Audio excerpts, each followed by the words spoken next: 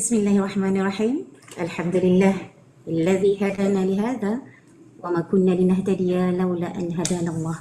Honorable Rector of IIUM, Professor Emeritus Tan Sri Dato Dzulkifli Abdul Razak, respected Professor, Dato and UMC members, Acting Chief Librarian DaHL Library, Madam Yusrina Abu Bakar, and the Library Management, respected panelists, KM Champion, Center of Studies and Administration Officers, participants from higher learning institutions, distinguished guests, ladies and gentlemen, brothers and sisters of IIUM community, Assalamualaikum warahmatullahi ta'ala wabarakatuh, and a very good morning to all of you.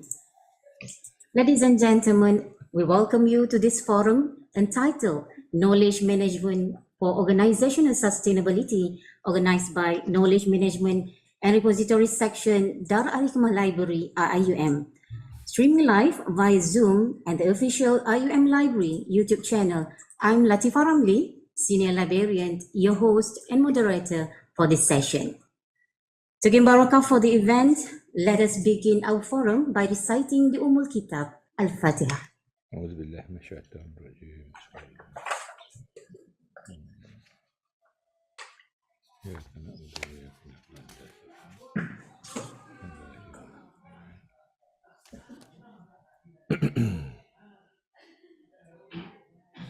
Ladies and gentlemen, today's forum on knowledge management is a very important topic, and our panelists today brought to you are among the best within their own domain.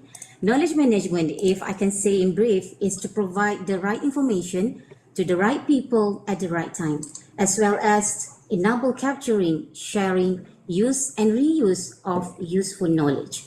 One key message before we begin is we need knowledge management. What is the importance of KM? Specifically on organizational sustainability, how and what initiatives have been taken will be discussed later in this forum.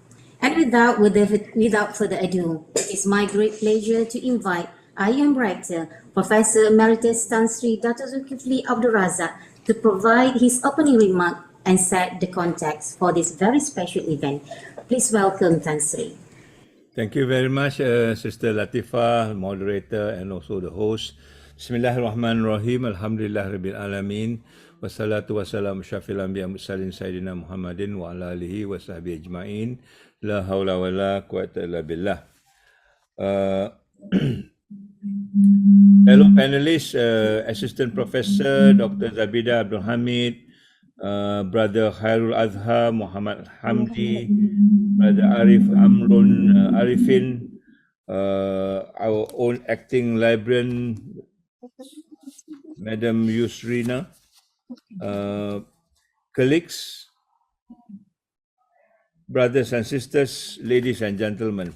Let me first of all thank you and thank Allah subhanahu wa ta'ala for giving me this opportunity to speak to you very briefly on this occasion of the Forum on Knowledge Management for Organizational Sustainability. If I recall, this is one of 2 or 3 knowledge management seminar that we have had externally, although we have a number internally, which goes to show that this is a topic that is ongoing, a topic that is very current, and a topic that all of us need to get into in trying to manage knowledge, but not so much of manage knowledge, but also to make sure that this knowledge that we have stay relevant to us and also enriching us at the same time. This university, I think, is particularly interested in knowledge management as a way forward to enhance the use of our library, which is now the anchor for knowledge management. If I can recall, we have been doing this for a long time, but yet it is not structured in the way that we can benefit totally for the whole organization. And therefore, this whole idea of organizational sustainability becomes an important topic to merge knowledge management and also organizational sustainability moving forward. Yeah? So I would like to thank the panelists, people who have had experience on this, to advise us and to give us direction, what is the best way to do this as soon as possible. I think we are not having the luxury of time to learn this on a very conventional way. We like to take as much shortcut as possible in a minimum period of time, so that we can go into sustainable organization and also knowledgement together. Now, I say this because the university in the last 5 years has generated a number of information that is non-conventional. I think for our guests, we have embarked on what we call community engagement, where students are working with the community in the hundreds. They have got their own projects, they have got their own what you call design that they need to meet. And I'm quite anxious in how do we keep this in a repository that could be useful to us, that could be referred in the future, and at the end of the day could be what you call a source of ideas to move forward. Now, if we don't do this, I think this will go to waste very quickly as we churn out many of this as we go along under what we call universities courses for other students to sort of spend their time with the community. So that is one area why I am quite very anxious to put this on the map, so that beginning at least by next year, we can begin to collect some of this data, make some sense out of it, and see where the university needs to move forward and what are the needs of the community. I think the university is very interested in trying to address the needs of the community, yet we do not have databases that tells us what is the needs of the community, except for the very common things, makan and stuff like that. These are probably standard items, but there are many other items that we begin to understand that the university needs what you call assistance, and sometimes we are not working in tandem with them. So this is one area that I hope we can focus on, so that by the time we finish this forum today, there is a sense of direction of where we want to do in the context of priority. I'm sure there are a lot of things to be done, but what can we prioritize? What can we use to build confidence that knowledge management is actually helpful? It is not that difficult. Many people say to me, this is a difficult thing, but I don't think so if we get our act together. Now with people from Securities Commission, I'm sure they've done this. They're also dealing with many datas, and also our friend from UMK will be able to advise us on it. The university is prepared to work with you to start a kind of a template so that other universities can also follow through. I think this will be the richest experience if many universities, or at least 20 public universities, can get together, because I'm sure there are a lot of duplicating data that is useful to enhance one another. Right now, we are still in a very siloed mode. And in terms of knowledge management, if you work in silos, you will never make it, because people are talking big data, people are talking about how to accumulate data together and to find what will be the common factor on this. So I am indeed very happy. I would love to listen to you, but I've been called by somebody else to give a talk, Angkatan Tentera Malaysia. I thought this is an opportunity, the Angkatan Tentera seldom call you unless you're in trouble, but this time they want to listen to me. Alhamdulillah. Maybe I can connect with them, and maybe this can also be part and parcel of the activities that we can do with them, because they are also sitting on heaps of data that we do not know how to deal with and how to manage them. So on that note, let me congratulate the organizers for this.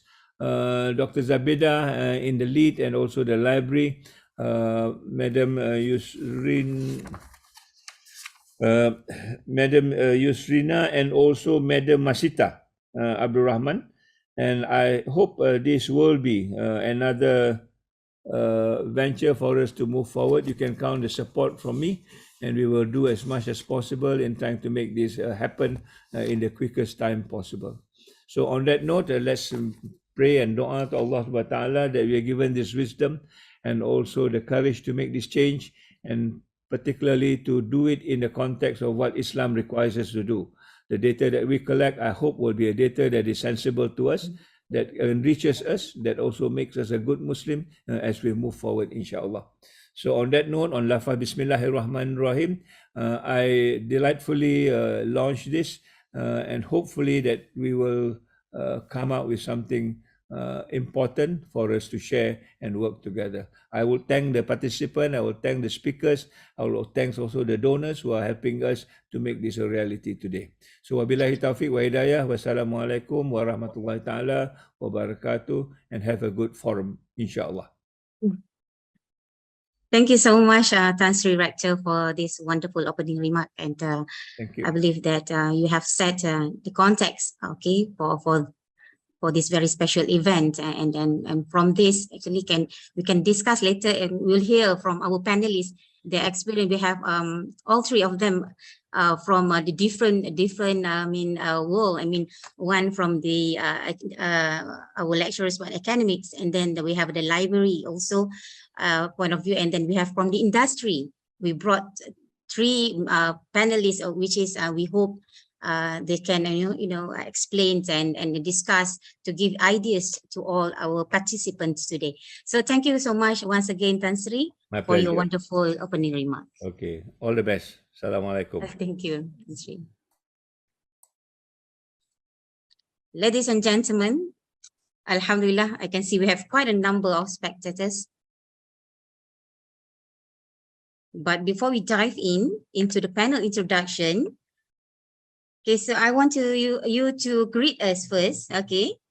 To greet us, maybe in the chat box you can state your name and where you're from. So can I see from the audience? Can you greet us?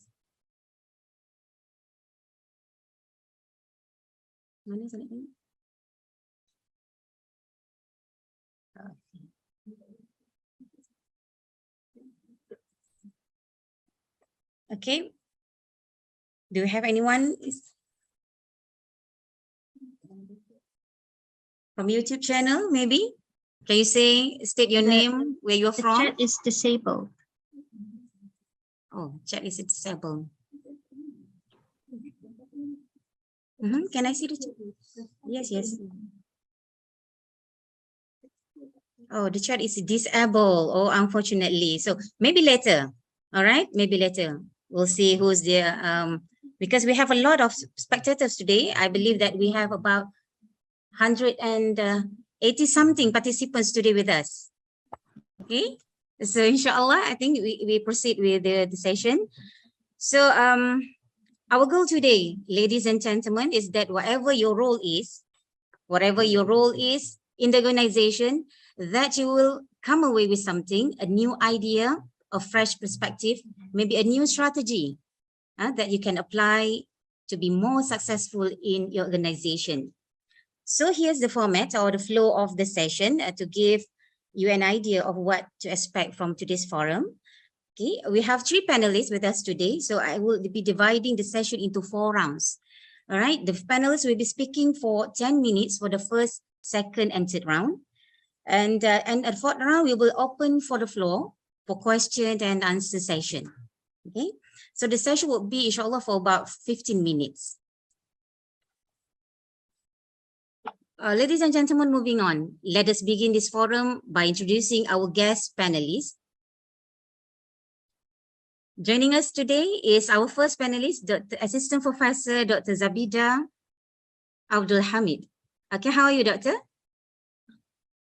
Alhamdulillah, I'm fine. Good morning. Alhamdulillah. Salam. For your information, ladies and gentlemen, Dr. Zabeda Abdul Hamid is an assistant professor attached to the Faculty of Economics and Management Sciences, IIUM. What's special about Dr. Zabeda is her extensive experience in teaching undergraduate and postgraduate students, conduct research, publish journal articles and book chapters, and supervise master and doctoral candidates in knowledge management, organizational behavior, management, and talent development. She also teach in executive programs and provide training to both public and private sector, locally and internationally in her subject area. Over the years at IIUM, Dr. Zabeda has held many administrative posts. To name a few, the Deputy Director of the IIUM Graduate School of Management, Head of Masters in Business Administration Program, and also in Management Programs Undergraduate School. Deputy Director of Alumni and Head of Internationalization and the Global Network of her faculty. So very long list, Doctor. I would say your experience, and I mean the vast experience of Dr. Zabeda. So inshallah for participant, you will have a lot of idea inshallah after this. And next, our second panelist, Mr. Hairuladzhar Muhammad Hamdi, the Deputy Chief Librarian, University Malaysia Kelantan, UMK. Welcome to stage, Mr. Hairuladzhar. Thank you. Thank you, IIM. So Mr. Hairuladzhar Muhammad Hamdi is Deputy Chief Librarian at the Office of Library and Knowledge Management, University Malaysia Kelantan. He earned a bachelor's degree in Information Studies and a master's degree in Information Management. His research interests, other than knowledge management, involves library and information archive management, record management, and online learning. Mr. Hairuladzhar has been working in the library field for more than 19 years. So I believe we have a lot to learn from you, Mr. Hairuladzhar, especially from the library perspective. And today, of course, I can see we have a lot of participants from library, of course, because we organized the forum. Okay. So, and finally, our third panelist, the head of Knowledge Management Securities Commissions, SC, Mr. Arief Amron Ariffin. Thank you. Welcome to the forum, Mr. Arief. Ladies and gentlemen, Mr. Arief, Mr. Arief has been working in knowledge management since the day he started working with Bank Negara Malaysia, BNM, in late 1997. Issues on how data, information, and knowledge impacts people's decision-making process have always intrigued him. After 7 years in a data and technical domain in BNM, he obtained a scholarship from BNM to further his study in knowledge management at the University of Melbourne. The 21 months experience learning and interacting with the larger KM community while in Australia helped him to gain a deeper understanding of the human side of KM. Upon returning to BNM to serve his scholarship bond, Mr. Arief served the KM unit of BNM for another 7 years before departing to Maybank. In Maybank, he undertook the challenge of applying KM in a risk management domain by enabling and implementing a cross-border knowledge sharing with Maybank risk managers through the Global Risk Masterclass and also operationalized Maybank iKnowledge information portal on latest risk and regulatory information. I read a bit because I cannot skip your biodata actually. So in 2014, Mr. Arief joined the Securities Commissions Malaysia, SC, to lead the KM department and help SC to enhance its KM practices. In 2015, SC was awarded the Knowledge Ready Organization KRO Award by the Information and Knowledge Management Society, IKMS, as a recognition of the SC efforts in implementing and sustaining KM in the organization since 2000. And that's very extensive experience, I would say, and in the industry by our third panelist. So ladies and gentlemen, we haven't started yet our discussion yet, but reading our panelists' long list of experience, I can help feeling, excited. Actually, I'm the one who excited first. So to listen to their sharing. So now here comes the first round. So are you ready, all the panelists? Inshallah. So now here's come first round. We'll be discussing the current knowledge management practice. While listening to this round or this panel discussion, please feel free to pose any question for the audience.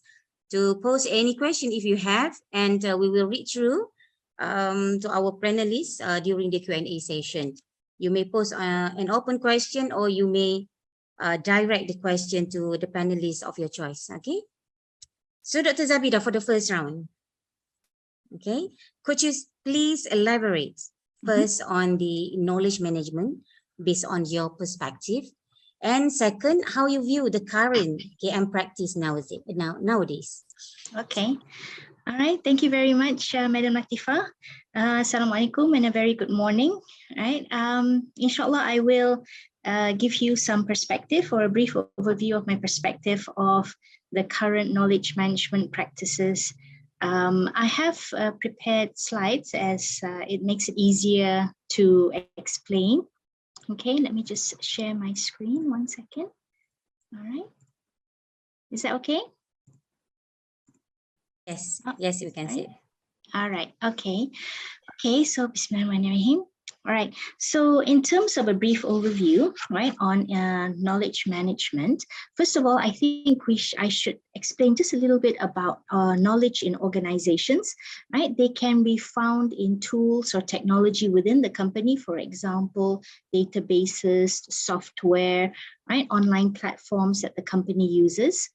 At the same time, knowledge can be found in the processes, for example, work activities, schedules, right, that the people use in order to carry out their daily work.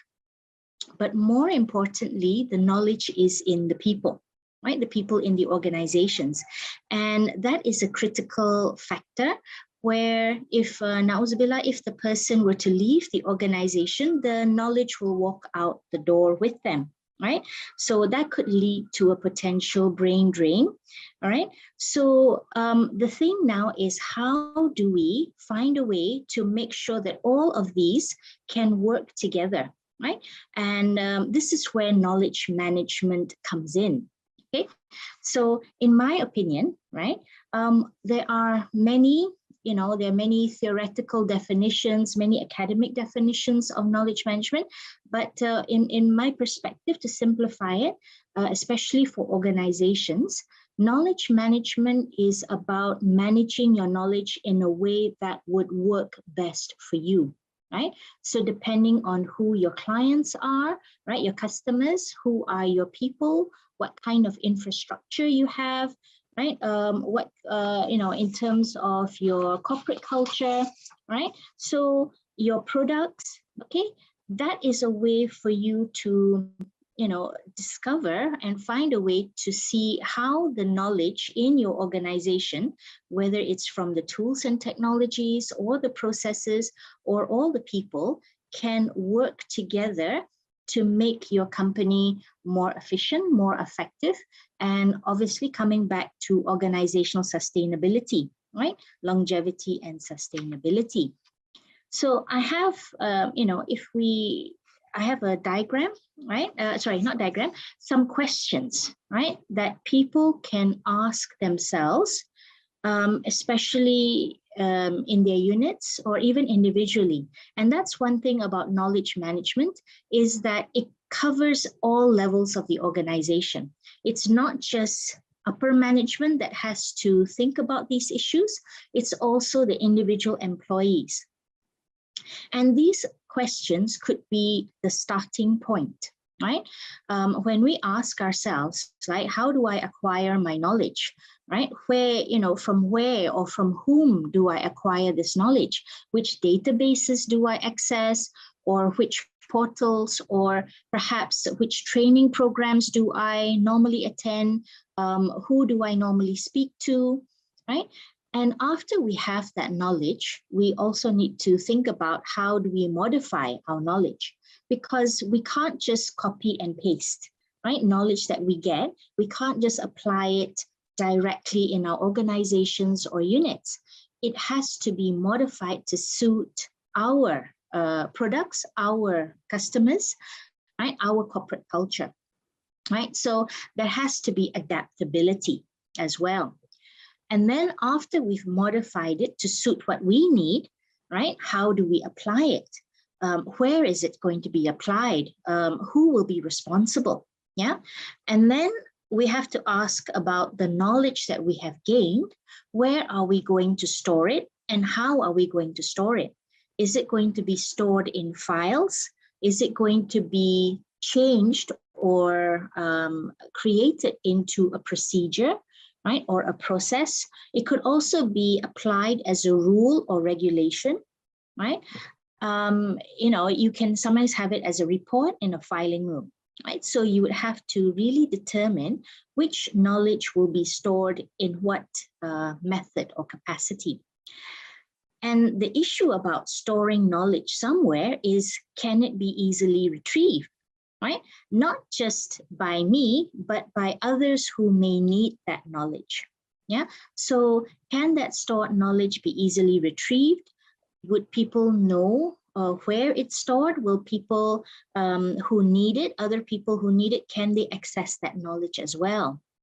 And then we talk about knowledge sharing, right, which is very important for sustainability to occur, is to make sure that that knowledge flows or moves to other people or other parts of the organization. So how do we share our knowledge? Is it through training manuals? Is it by giving presentations? So for example, a forum like this, right, is a way that we can share knowledge. And who do we share our knowledge with, right? Is it with our work colleagues? Is it with our subordinates, our supervisors? And also, who shares their knowledge with you? Because that goes back to how we acquire knowledge, right? Who are we talking with? Who are we discussing with? So, like I mentioned before, this could be a starting point for units to think carefully about how knowledge is utilized in your units, in your offices, or you individually by yourself as well. And that can be, the first step to managing your knowledge, because if you can identify and answer these questions, then you can see which databases you need to subscribe to perhaps, or which filing rooms or systems that you might need to modify or make a bit more efficient or effective, right? Or perhaps have more contact or collaborations or discussion with other key people for your knowledge, right?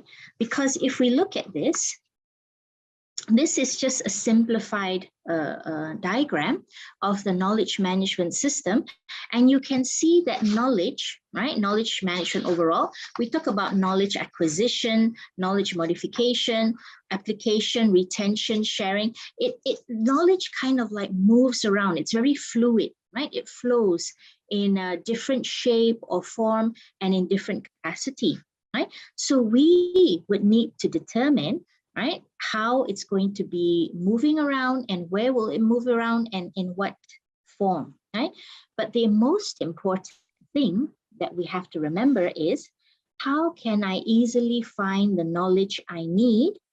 How will I apply it? And if I don't know how to apply it, is there somebody who can help me, right? So that we can, become more efficient and more effective, yeah? Now, in terms of the current knowledgement practices, I do appreciate that, we focus a lot of our attention on technology, and technology is very convenient, right, in assisting us on how we carry out our work, right, because they can help us in how knowledge is acquired or utilized, okay, through online interactions. Nowadays, we talk about knowledge mining, artificial intelligence. We want to have more efficient search engines and user-friendly collaborative tools, right? And interfaces and things like that.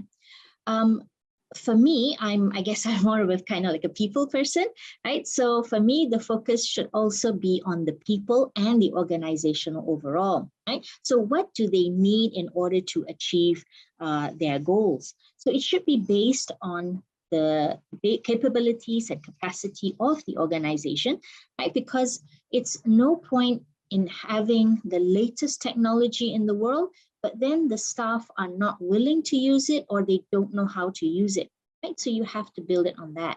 Of course, if a certain technology is obsolete, it's not giving you what you need, then definitely the organizations would need to update, right, or see what would be appropriate or necessary for their staff. So each organization should find out, right, what would best suit their corporate culture, their people, their customers, and their products, right? So this is actually a quote that I found from a book, right? Navigating the Minefield, a Practical Knowledge Management Companion by Patricia Lee Eng and Paul J. Corney, right? Paul Corney actually is a knowledge management practitioner based in the UK, and he's been to Kuala Lumpur a few times to have knowledge management master classes organized by IIUM. Right? right? Our university organized the master classes, and he's the facilitator. But anyway, what he said was, or what they said was, a vibrant living knowledge management program would produce a strong, prosperous business that should proactively identify critical knowledge, right? Knowledge within the organization that's important, that is needed to adapt and quickly respond, right, to changing business and market conditions. So basically what it says is it has to be that, you know, a knowledge management program that you have in an organization, right, or in the company, need to be able to identify critical knowledge that you need in order to create sustainability of the organization, right? So, well, that's all for me, right, for this round. Madam Latifah, I will pass it back Right to on you. time, Doctor. Okay, thank you. Right on time. Thank you so much, Dr. Zabeda. Welcome. Right, having KM and in different setting, how would you elaborate knowledge management and the current practice? Over to you, Mr. Hairuladzhar. Okay, thank you, Madam. Welcome. Okay, actually I was a bit nervous because there with two panelists with a great. We are in the same boat. Don't worry. Okay, I try my best to share what we have Inshallah. done in UMK this couple of years implementing KM. So, okay, back to the question from the writer. So regarding my perspective on KM, so I'm going to show my slide. Okay.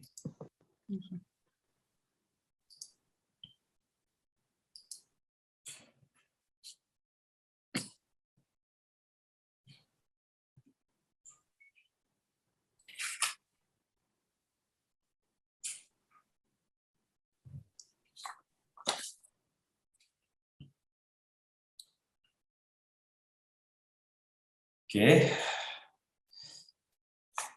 All right. From my point of view, KM is about creating info, capturing info, storage, sharing info, disseminating, and dissemination of information around us. Okay. When we talk about this, in a university like University Malaysia Kelantan, we see disseminating information and everything within that university is support to improve its business performance. But in University Malaysia Kelantan, it's seen as a method not only for to show the performance, but also to be more innovative in daily work. Okay. Okay. Sorry, my slide. Okay. In knowledge, we have two categories, explicit knowledge and tacit knowledge. Explicit knowledge is tacit knowledge that has been transformed from tacit to explicit. So it's a tangible knowledge and we can see and touch. But for the tacit knowledge, it resides in human and intangible. So it's very harder to manage the knowledge. Okay. Okay. What is explicit knowledge? Okay, we can use this slide. Okay.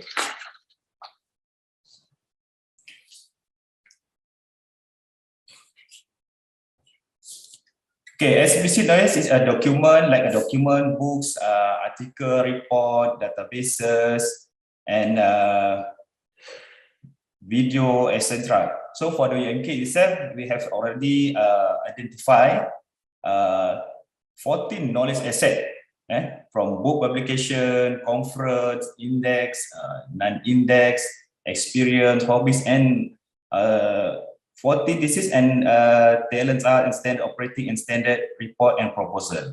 Okay, how we get this 14 knowledge asset? Okay, this list is result of the auditing process that we do on the knowledge asset available in UMK. So, which has been carried out at the first process or the first step in the implementing KEM in UMK. So in the implementation of the process, we sought consultation and advice from the former Chief Librarian of Petronas, Mr. Azhar, because of his experience in implementing KM in Petronas. So I believe this list may be similar to other universities that implement knowledge management. Okay. Okay, for the tacit knowledge, it's ability to think, experiences, skill, behavior, and expertise that is reside in the human. So some example is like this: ability to think. Okay, so all these are found in UMK staff, that almost 2,000 people. So right now we are focusing on a lot on explicit knowledge.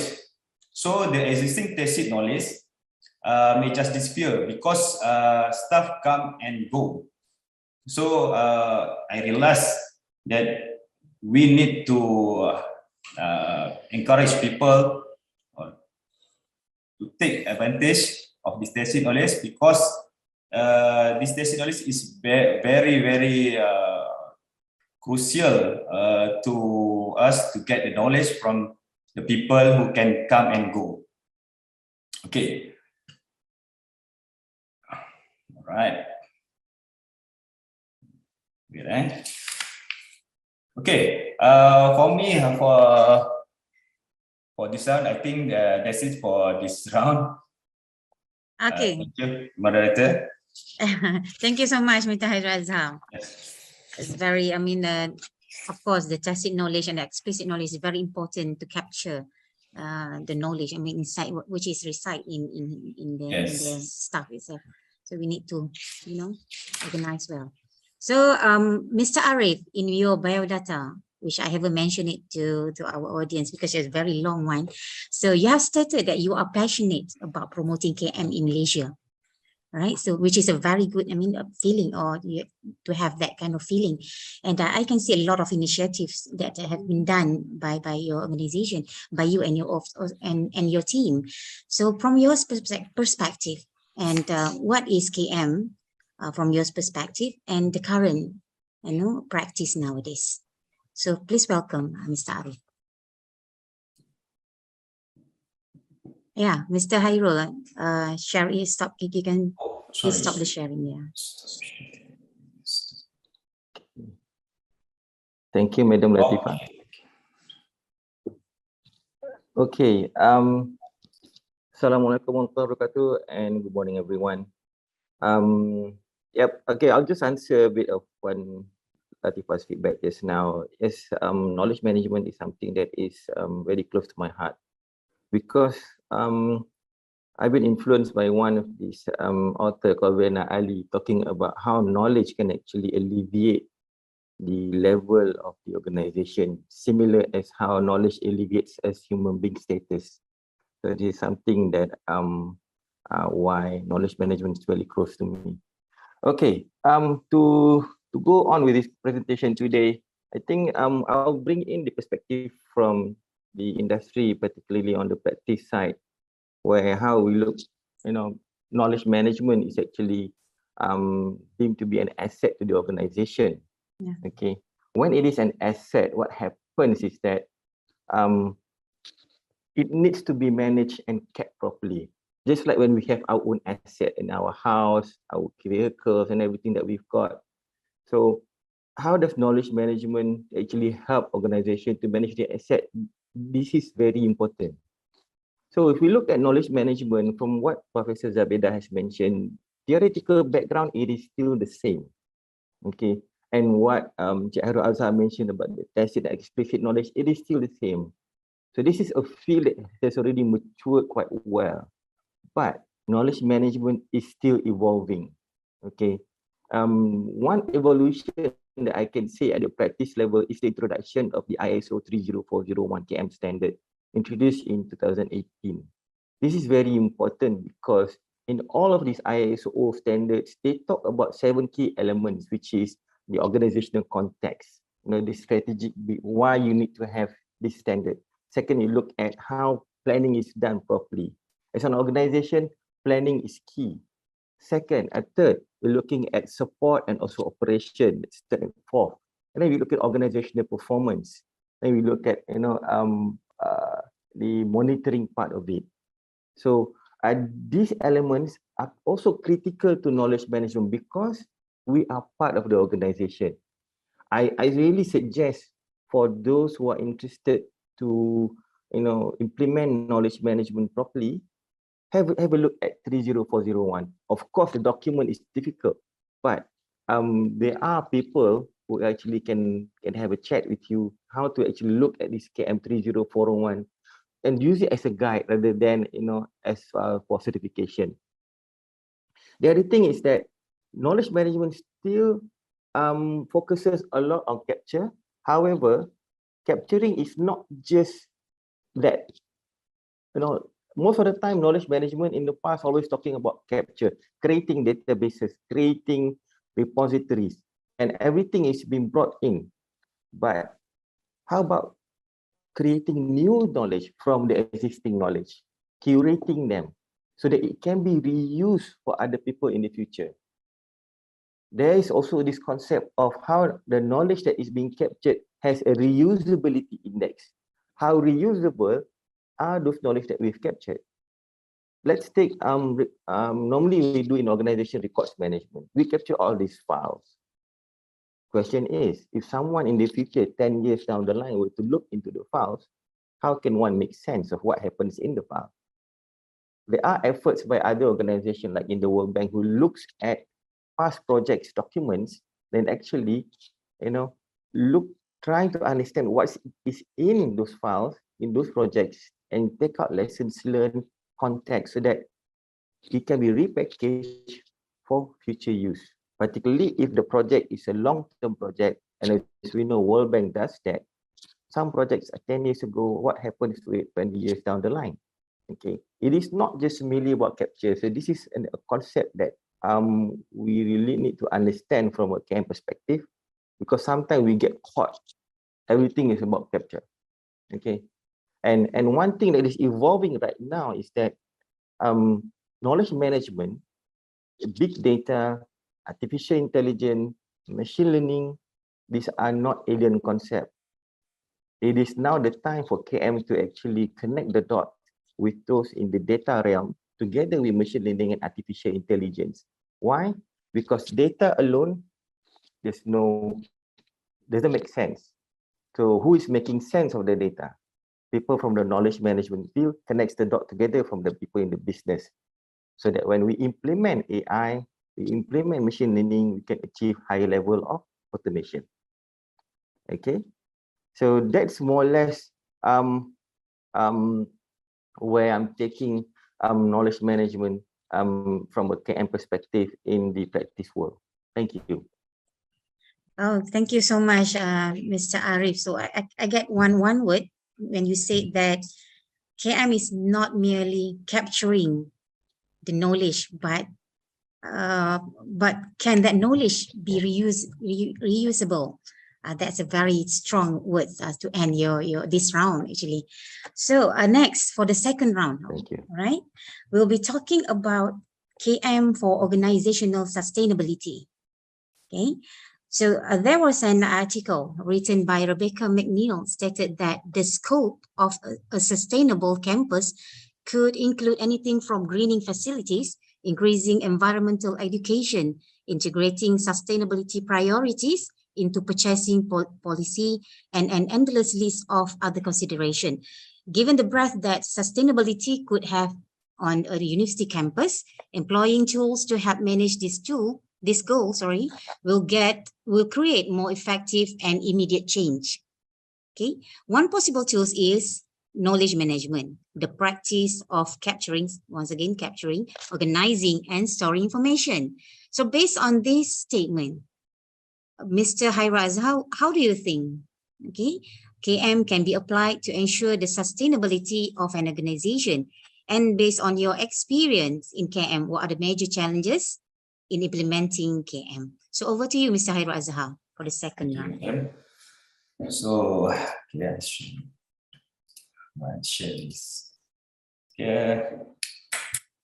So I have a list of 4 of challenges that we face during the implementation of KM in UMK. So for the first is sharing their work. So many of the people refuse to share their work. So we develop an open KM system to collect all the knowledge asset in one place that make it easier for staff to exchange and the knowledge and the expertise. But there are still many don't have seem like they want to submit their work to be uploaded in the system. So every month what we do, we will send an email to encourage staff to register to the OpenKM system for the purpose of uploading their work. So the system is a self-service system. So they can, so the staff can upload their own knowledge asset, and we as a admin will check and confirm before it is displayed in the system. So for the timing, we focus only for the academic staff to register to the system. So because there are still many academic staff who have not registered in the system. So we are also using the various platform to encourage participation from academic staff.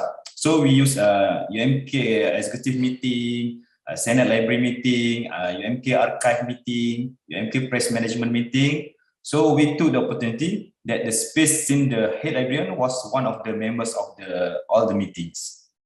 So second is the technology. So the challenges is in technology is technologies are being used successfully since we are pandemics for the 2 years.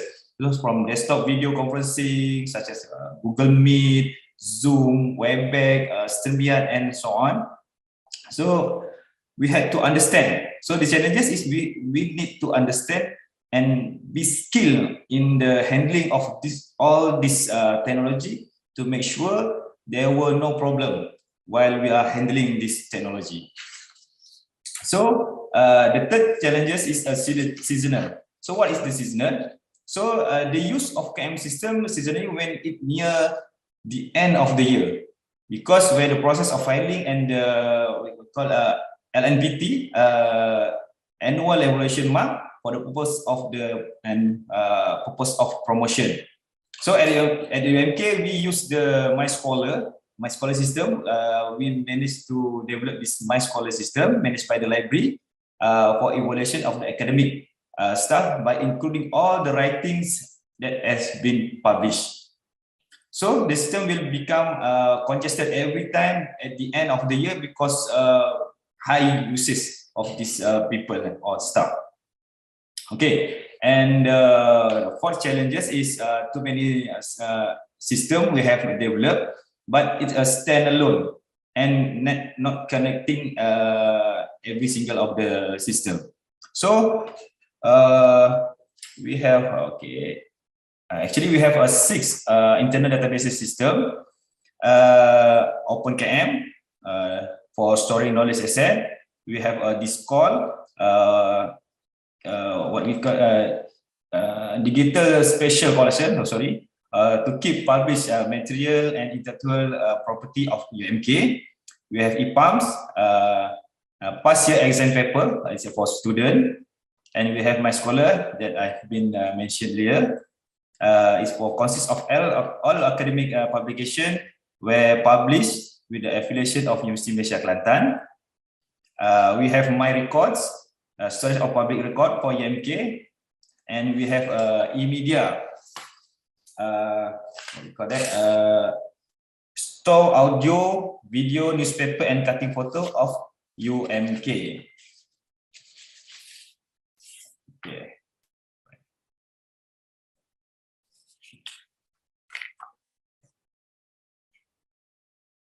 Okay, I think that's all for this round.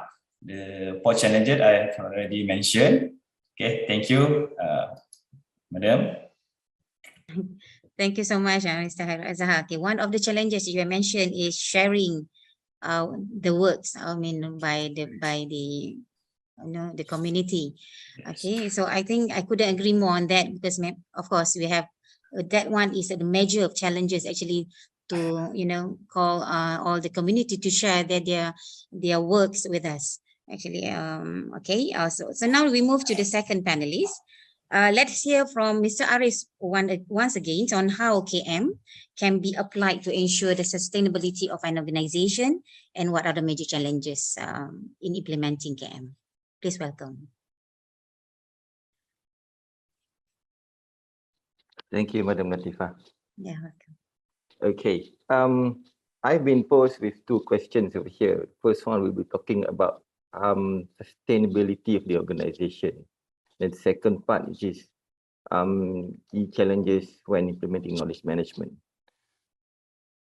Firstly, let's have a look at what is actually sustainability, because sustainability tends to sometimes to everyone will mean quite a lot of things. But the general definition for sustainability means it's about how we actually get what we want without affecting the future generation's ability to get what they want. Pretty mouthful, right? So in short, it's basically what we do now does not affect the future generation's ability to do what they want to do. So in an organization context, how do we see this? Okay. Firstly, in an organization context, as I mentioned earlier, to sustain knowledge is an asset to the organization. It's like fuel. Okay. And we know that this knowledge comes from people. Okay. As Prof. Zabeda mentioned also a bit earlier. So this knowledge will keep on evolving and changing over time. So for the organization to sustain, it has to depend on the knowledge.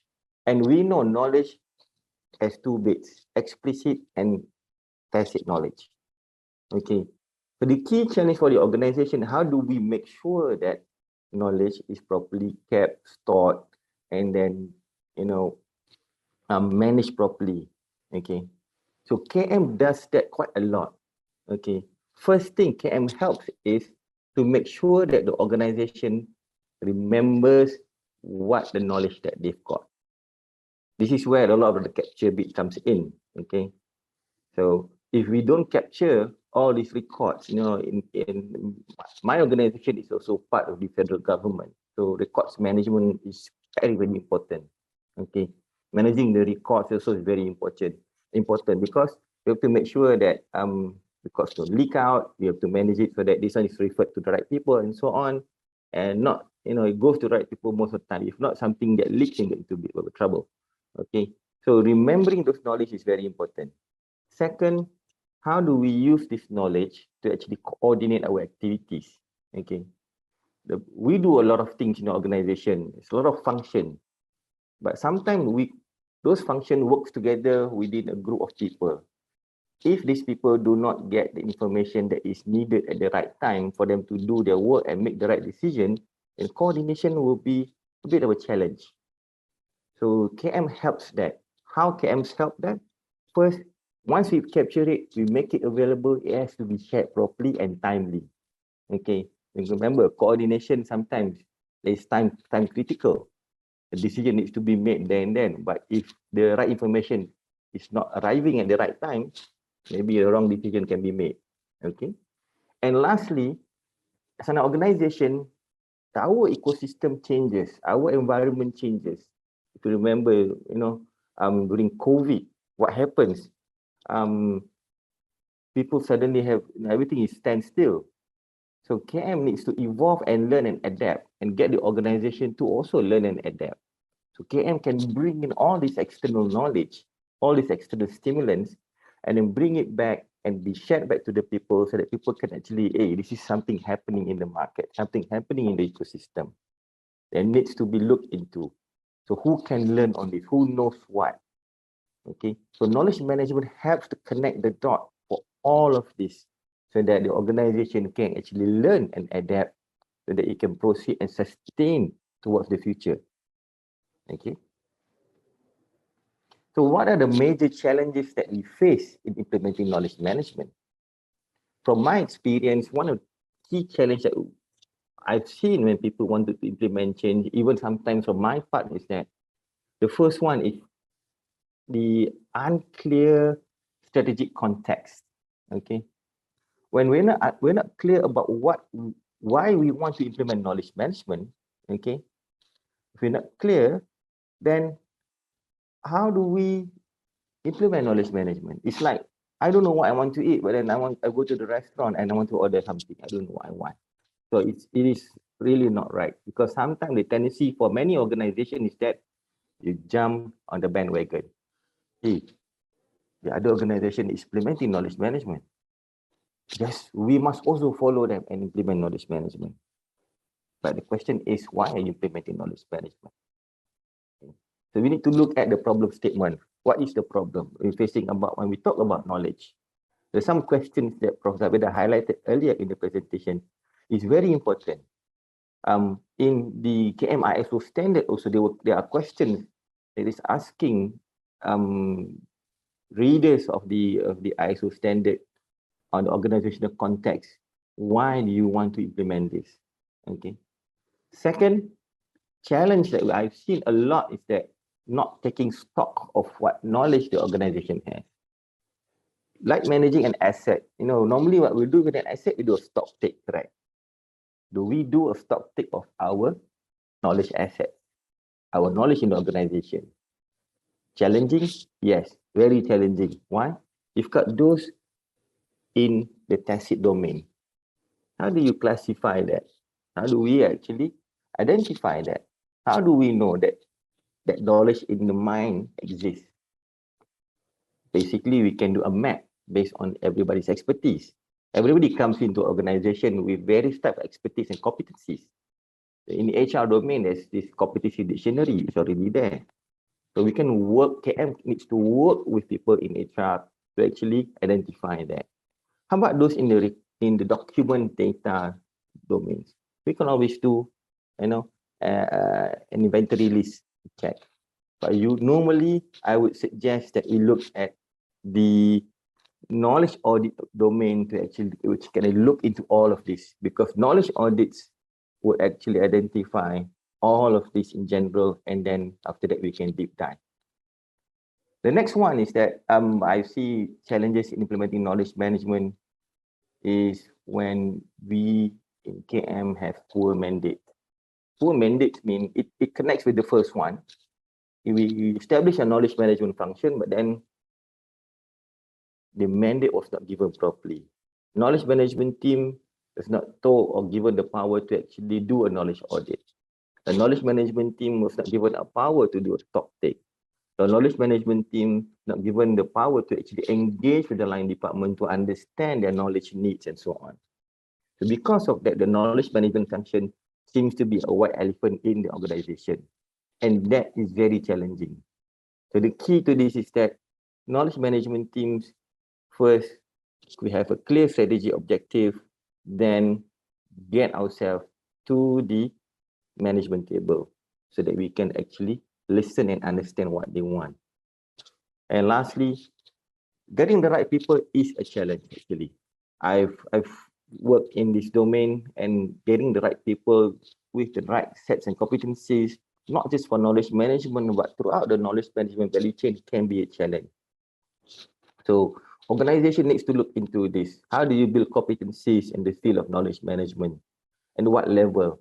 And how do you set up your team and so on? These are key questions that before one goes into implementing knowledge management needs to look into. That's it from now for me. Thank you. I think that's fast actually.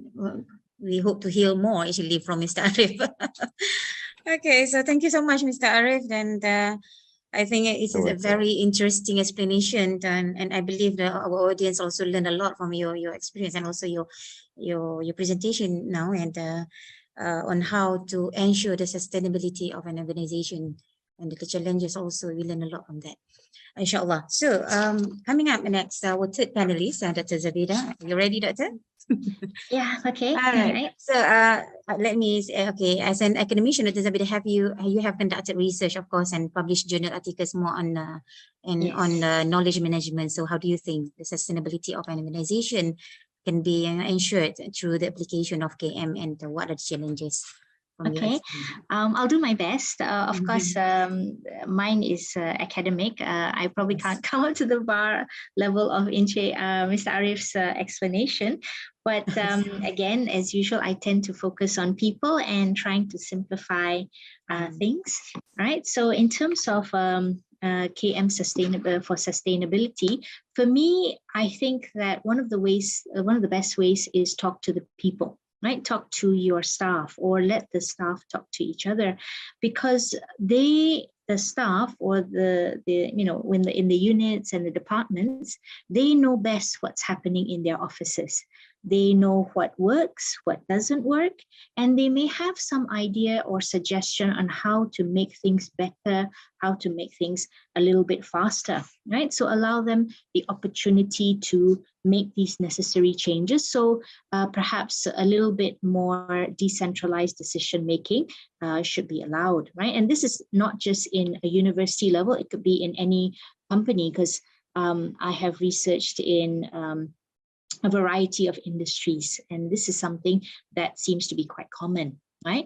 Another one is to allow opportunities for people to learn from each other, right? As Tan Sri, our Honorable Rector, has mentioned, that unfortunately companies tend to exist in silos, right? In their own units.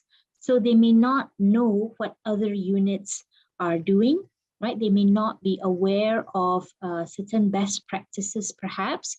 So there is a potential for people to repeat mistakes of others and waste time and waste resources.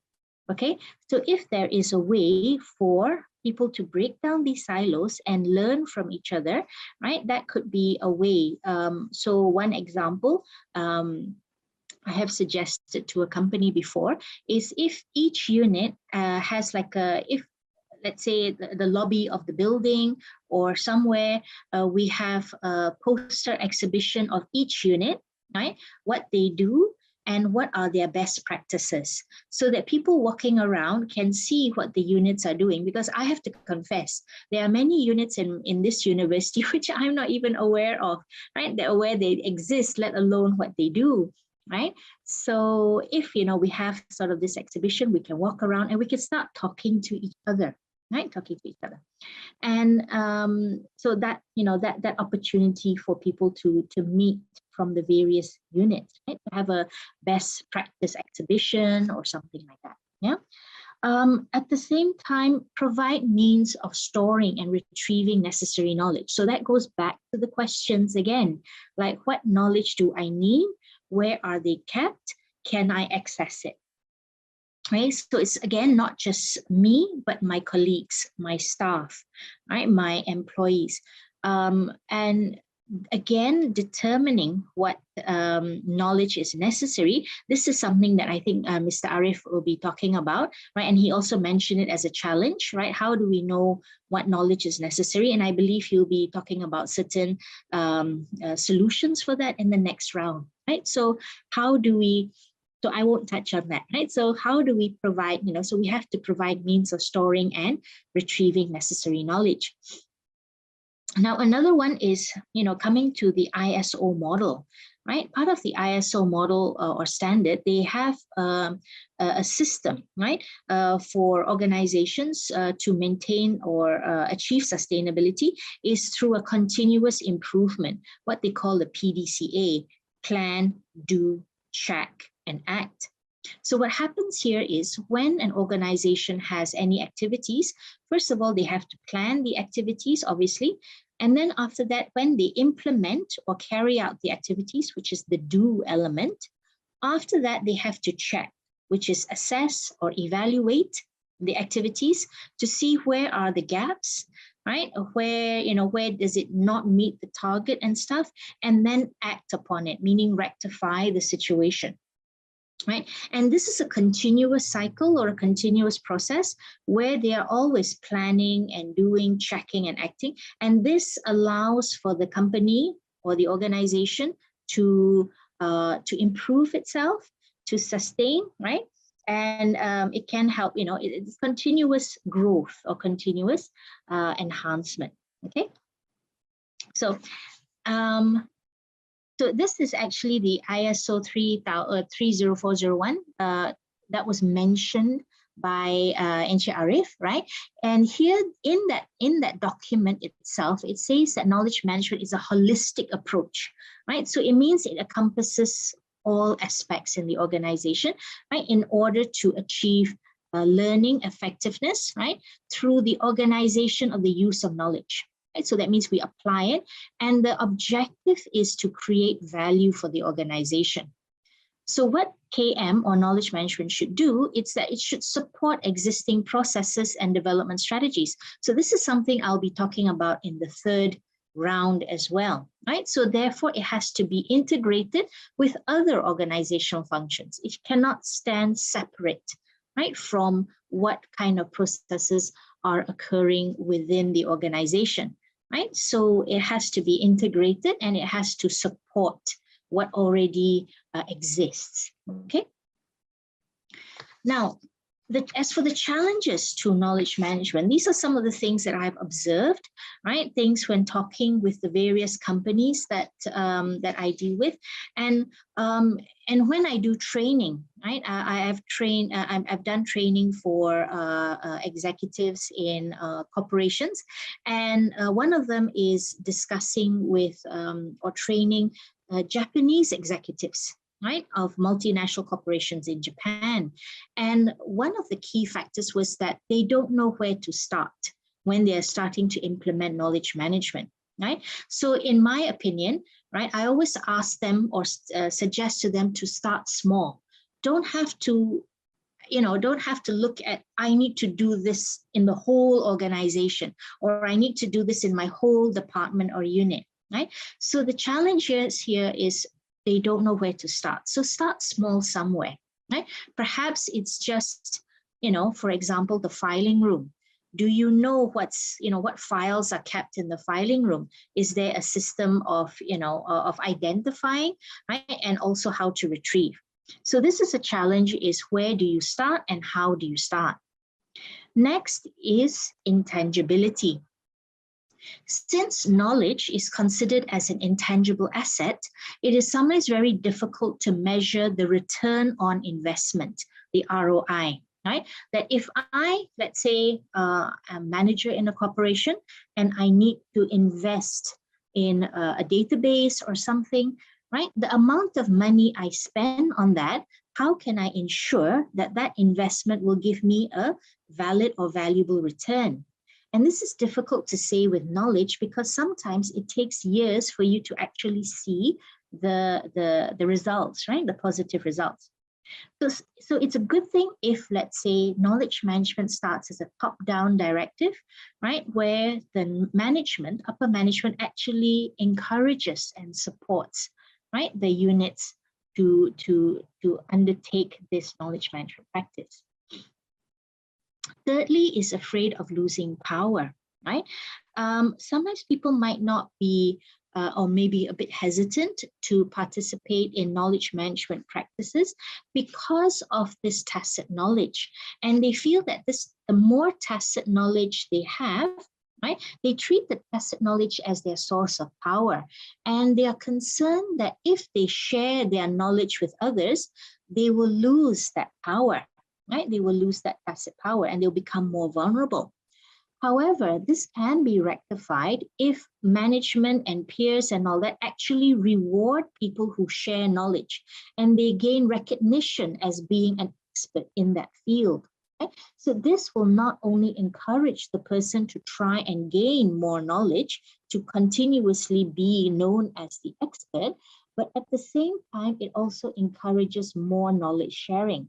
And this is how we pass on tacit knowledge, because tacit knowledge, as mentioned by Encik Hairul, is something that it is in our heads, it is based on our experiences, and that can only be gained through that, right? Another challenge is the technology that we use, and there are actually two perspectives on that. One is too much technology, right? There's technology fatigue. People are so tired, right? There's just so many systems or databases or apps that they have to keep using, right? And it can be very overwhelming. when sometimes people just need straightforward, simple things to help them with their job, right?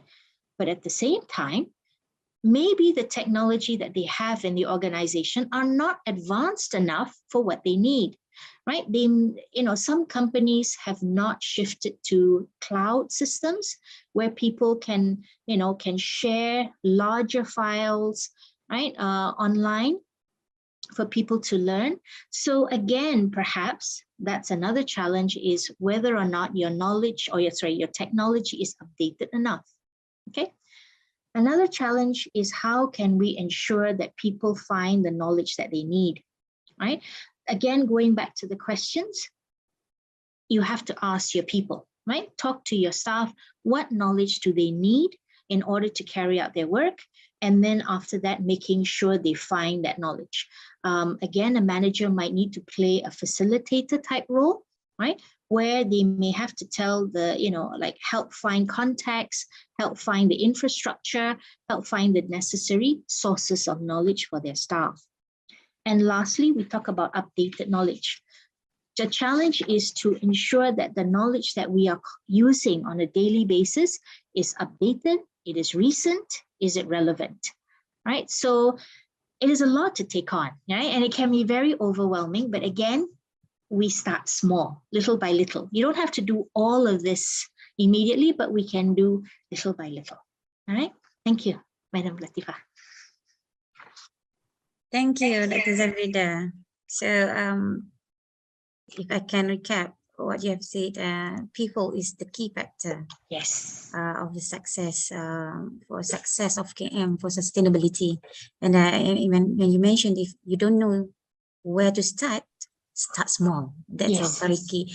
I mean, the good. I mean, start starting for KM. Actually, if you don't know where to start, inshallah. And to summarize this round, wrapping up this round, I would say that all panelists agreed that it is no easy fit to implement KM. But considering the benefits of KM for organizational sustainability, thus KM is a must. Okay. All right. So already for the last round, the third round and the last round, I think we're going quite fast actually. For the second round, and we have about 1 hour more to complete this forum. So next round, we'll be talking about effective KM tools and the best practice for organizational sustainability. I will start with Mr. Arief. All right, Mr. Arief, what are the KM tools that can be used or have you used, and how they can support the sustainability of the organization? Over to you. Thank you, Madam Latifah. Yeah. Okay. All right.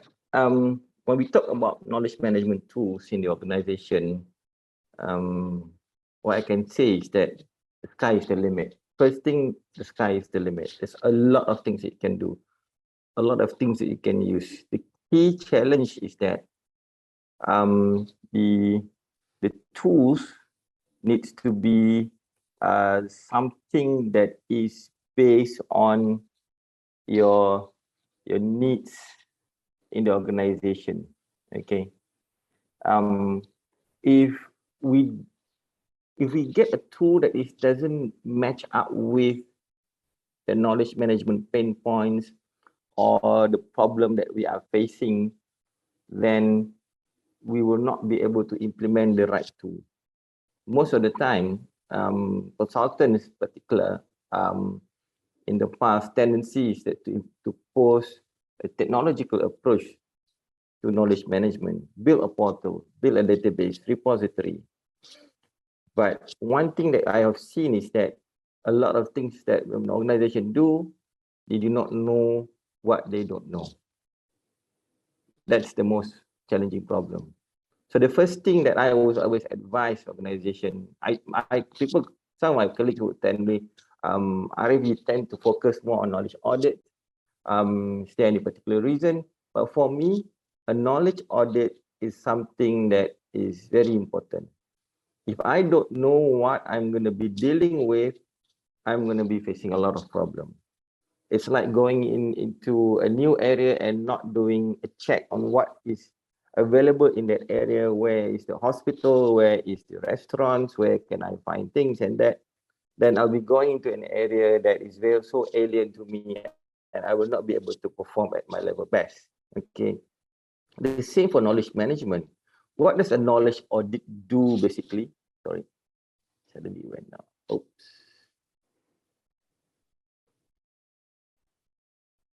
Hold on.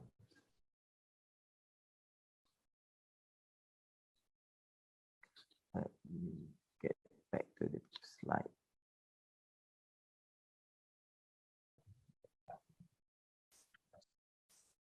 Okay.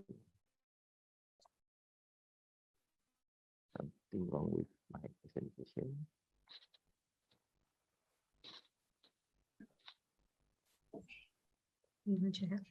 Okay, so what does a knowledge audit does? First, it identifies the business activity in the organization. A business activity is what the organization do. What is your operations? What do you do?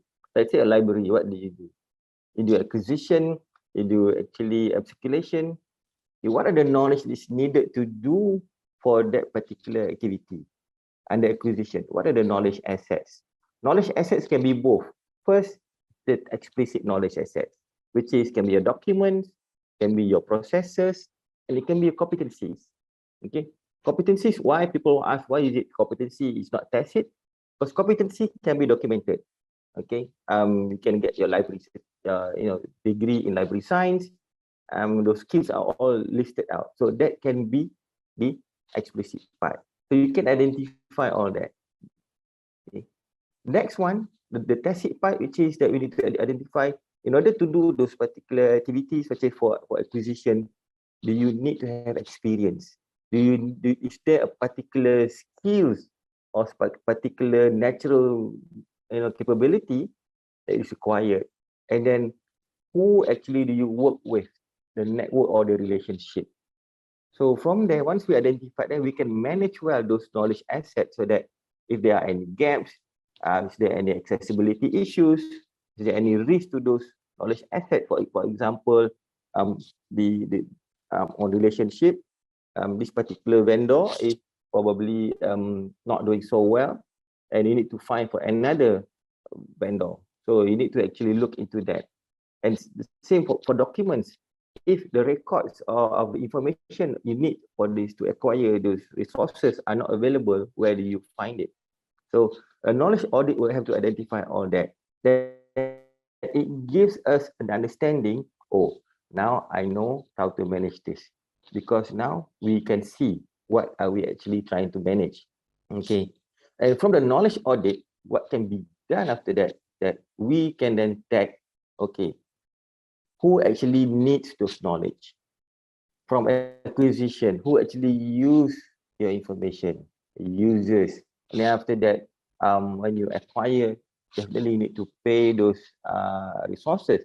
Finance will definitely need it. And how then you can share it. So sometimes because of those activities, the processes are already embedded. It's already there going on.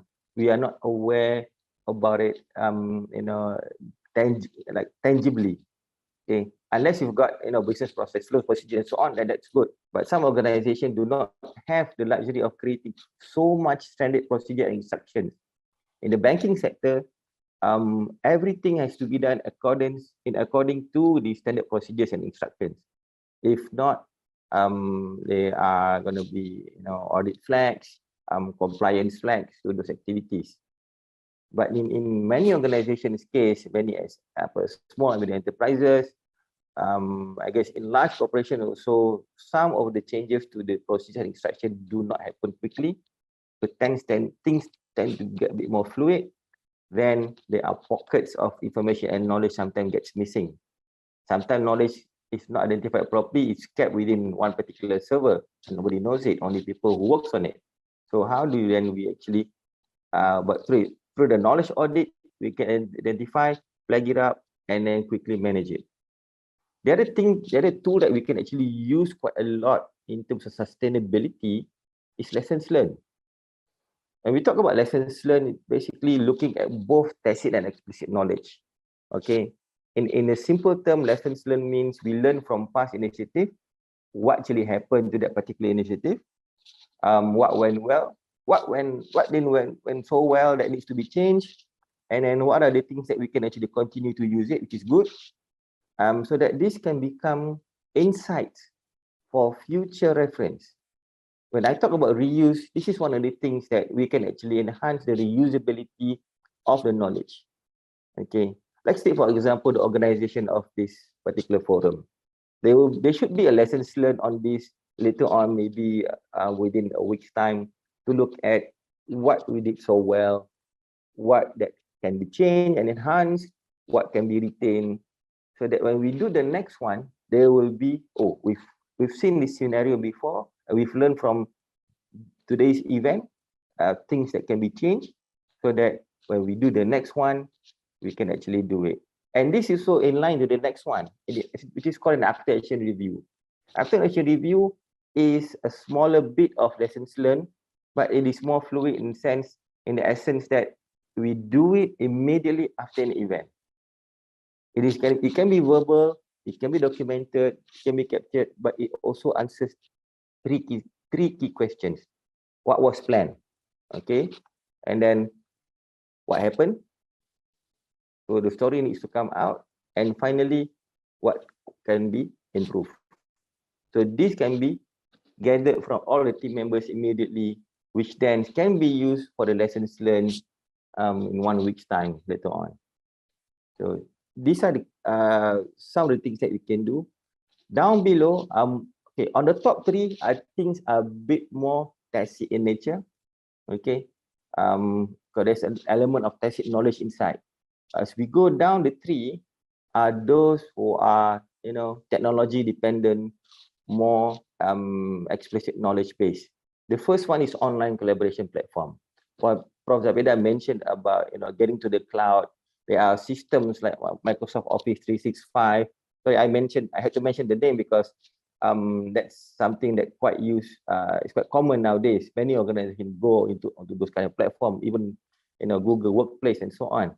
It allows people to actually work together collaboratively and not spending too much time editing other people's work by sending emails. So you can actually capture everything quickly, put it online, and then people can actually look at it straight away and then give their feedback. Okay. The next one is an AI-based search. Okay, this AI-based search is something that is emerging right now because key challenge for knowledge when it is a lot. How do you locate and find it?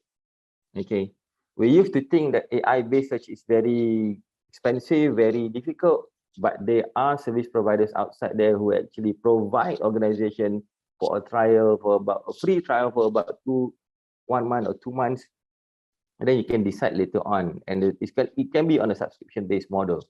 Okay, I won't mention any company, but there is a lot outside there. Okay, sometimes you can see it on when you go on Facebook, or sometimes you go on YouTube, there are advertisements coming out from all these companies. And lastly, this is quite common, knowledge, information and records management, policy and governance. These three components, looking into policy and governance, is sustainability by itself. If we don't have the right records, information and knowledge management policy and governance, which means we don't even plan to sustain our knowledge management initiative. This is the for me kind of a must if you're doing knowledge management. If you look at this policy and governance, it entails first who is responsible to do things. Remember the mandate part I mentioned earlier. Okay. Second, what is the process? What can be done within the organization and what cannot be done? Third, how do we identify the knowledge? Okay, whether it's structured information or unstructured information. When I use structured information means data. Okay, unstructured information can be anything else, documents, records, and so on. Okay, how do we identify? How do we structure them? How do we create the classification? And then how do we create the access protocol? Who can get access to this? If someone don't have access, how can they get access to it? Can they request it and so on? These are some of the things that organization needs to look into that I think is very important. And I mentioned down there, tools implementation should be based on the needs rather than the wants, okay? And it has to jive with the culture of the organization. That's all. We can continue in the question and answer session later on if there are any questions. Okay. Okay, thank you, Mr. Arief. Okay. All right. So in order to recap a bit, and in order to support the organization sustainability, it is important to have a proper planning, I guess, based on needs and the objective of the organization. So next question, the same question goes to Dr. Zabeda. What are the KM tools and can be used and how they can support the sustainability of an organization? Please welcome, Doctor. Okay, all right, 1 second. All right, so to answer that question on what are the effective KM tools and best practices, I actually kind of agree. Well, I actually agree with what the ISO was saying, that trying to integrate it with the existing structure in the organization and to integrate and utilize what already exists. So this is basically my approach for finding which KM tools would be most effective for the company, right? So for me, is that rather than bringing in something totally new, right, and which can be very overwhelming, I would like to suggest ways to use what you already have, tweaking it a bit, changing it a bit to suit what you know, like Mr. Arief had already said, right? To find things that you need rather than what you want. Okay, so I think that's actually quite important. Yeah, so later on, you know, you can start small, you can start making changes to what you already have. And once people become more aware or more alert to what knowledge management is, they are, you know, more involved, then you can move on to perhaps more complex things. Right. So the first one is basically in terms of the reports that we have to write, right? Different units might have different templates for the reports, right? And then sometimes people are writing reports because they have to, without considering what is the objective of that report. What is it that you want that report to do for you? And this was actually a question that was raised by one of the executives at a training program. He had difficulty in getting his team or his staff to prepare these reports. So I was asking him, you know, like, what do you want to gain from these reports? So he said that he wanted to know what happened, right, in, you know, during their project, and he wanted to know, right, how they solved any kind of problem. So I asked him whether he asked, you know, whether that is mentioned in the report. So I suggested that if, you know, the units or whatever it is, they prepare a template in the report, and the template for the report would, you know, you have your general questions like who were involved, what was the project about, you know, but very importantly, it should also ask some key questions. Like in the report, the project team should talk about what were the key learning points of during that project. What did they gain from that? Another question they can ask is also, what would they do differently next time? And what would they retain or ensure remains the same next time? Right?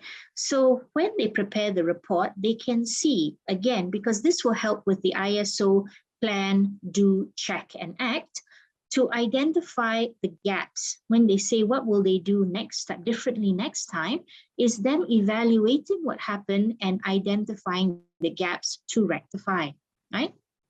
So in one of the companies I work, you know, I did a research in, they have a system where all the documentations for their projects are filed in chronological order. And then they give it to a unit, you know, with some keywords for that project, and the unit will scan and keep it in soft copy and key in those keywords. any team in future that needs to work on a similar project or any project will have to type in certain keywords, and a number of these reports will come up for them to review. And they have to review every single page to see where there was a problem and further down what solution was applied, so that the next project, before they start, they can go straight to the solution rather than waste time, facing a similar problem. So that report template is important.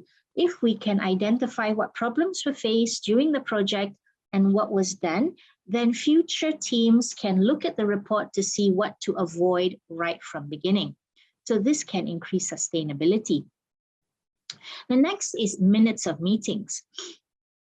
Now, minutes of meetings normally just capture the decision made. So in the minutes, if we read it, when we go to meetings and stuff, it will say somebody proposed this, that there's a problem, and it was decided this is what we're going to do.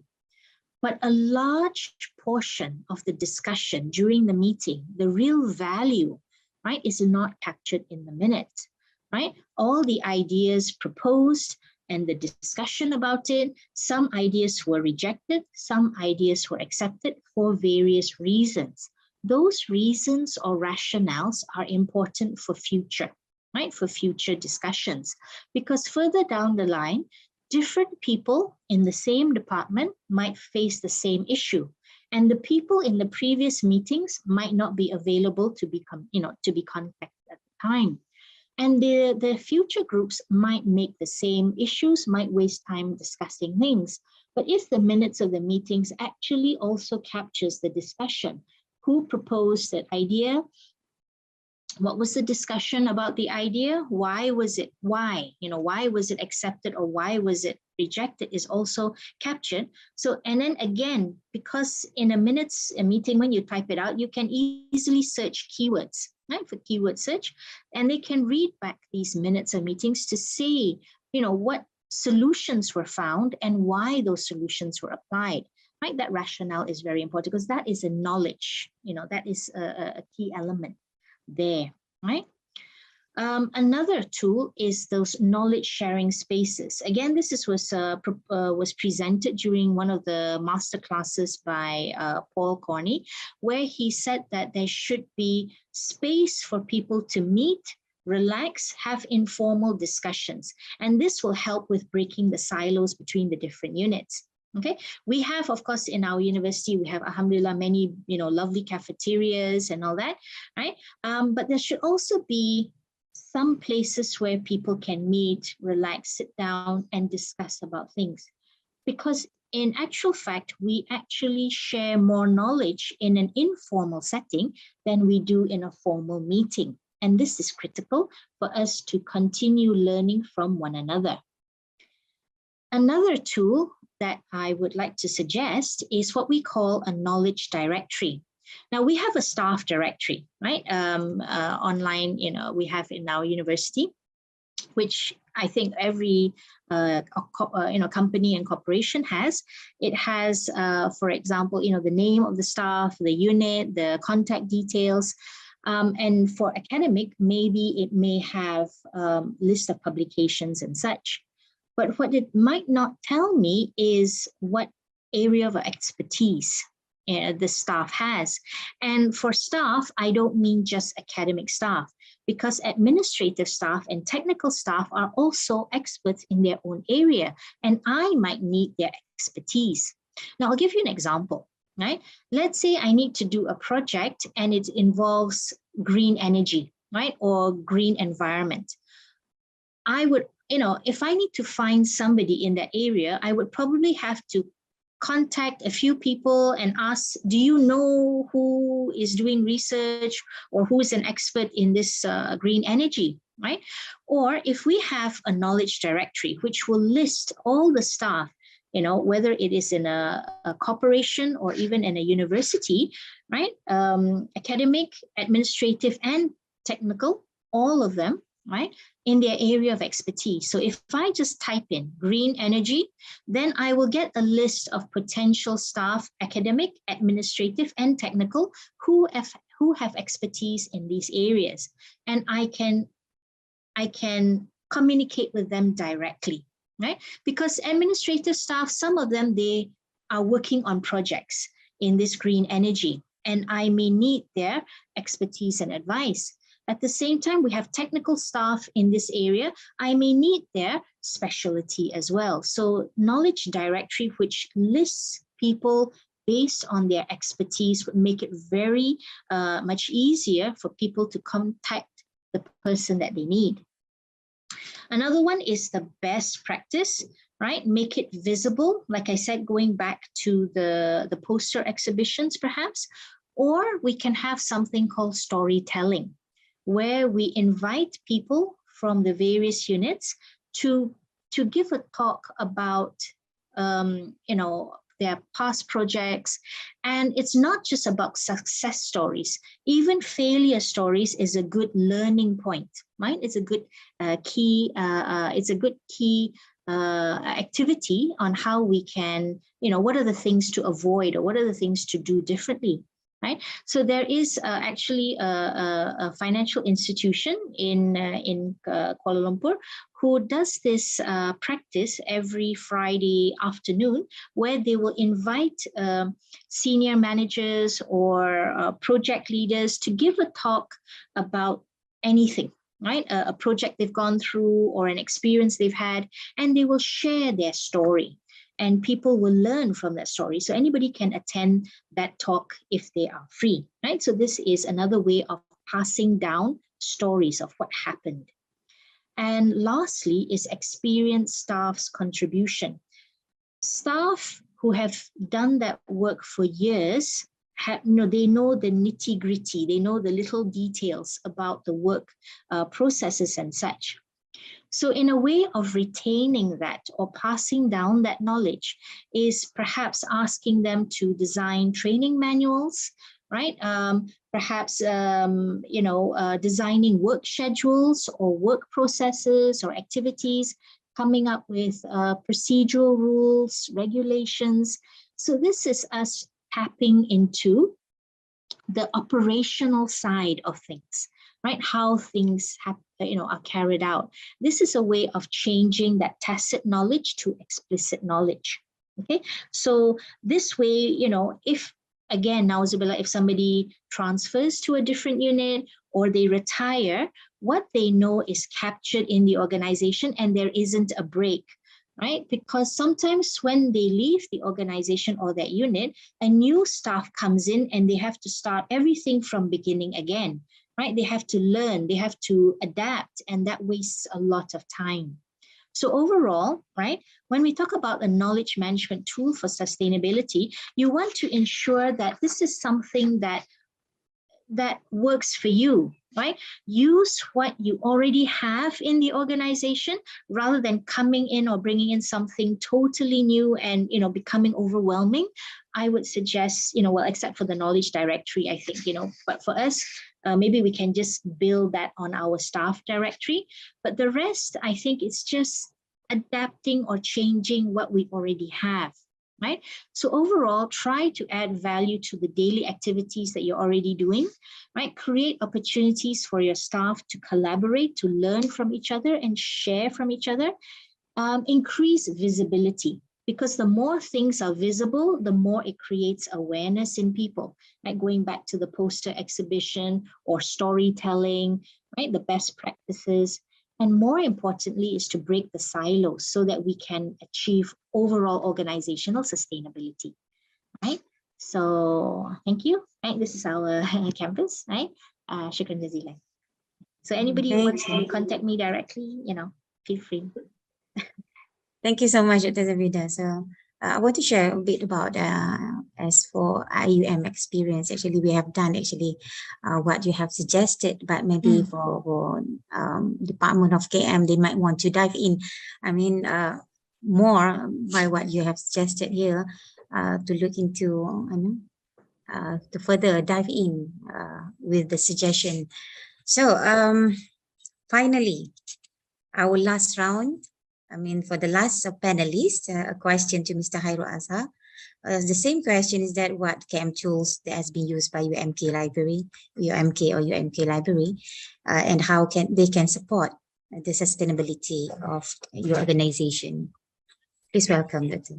Mr. Hairuladzhar. Yes, indeed. There are many tools that are used to implement KM in the organization, as said by our panelists before. So, share. Okay, for UMK, we have developed Open KM system. So it's already, I mentioned it here. So it's a document management software used to store, manage, and track electronic documents and electronic images. So it integrates all the essential document management in paper-based information capture and electronic images of paper. Okay, electronic document, electronic image. So we all store in this Open KM. So the system will also include an administrative tool to define various user role. Okay. So it's integrate all the essential document management, collaboration, and advanced functionality into the easy to use solution. So the system also includes an administrative tool to define various user roles, provide access control, define user quotas, set document security level, and provide detail all the activity had been done in the system. So what is the function of Open KM system?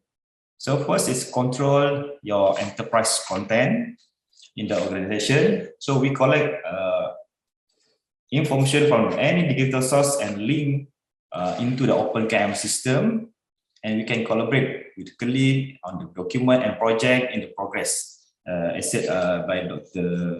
Zabeda earlier. So we can empower organization to capitalize on the accumulated document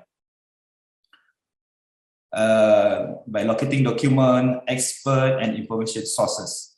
These facilities, the promotion process is needed. Okay, the enterprise content management features allow to effectively obtain, organize, store, and deliver critical information to its employees, business stakeholders, and the customers. So the functionality store, manage, and track electronic document, electronic images, or paper-based information captured through the use of the document scanner. So managing the document that are uploaded into the system to be referenced for the entire organization to assist in the decision-making process. Okay, this is our Open KM system. So we can access this Open KM system through our KM portal with username and the password when user had registered in the Open KM system. So this is the how the Open KM system look like. Okay, so you can see the 14 knowledge assets that we defined when we started the implementation of the KM. So this is the administrative tool to define various, provide access control. You can define user code, as I mentioned earlier. So actually, we ourselves are not sure if this Open KM is the best as a tool for KM. But for now, with the budget constraint and the expertise, I think this is the what we use as a start. As Dr. Zabeda said earlier, we have to start something to encourage people to share their knowledge, to share their works, and to share their skill. So I think that's all from me. I can share to you. Back to moderator.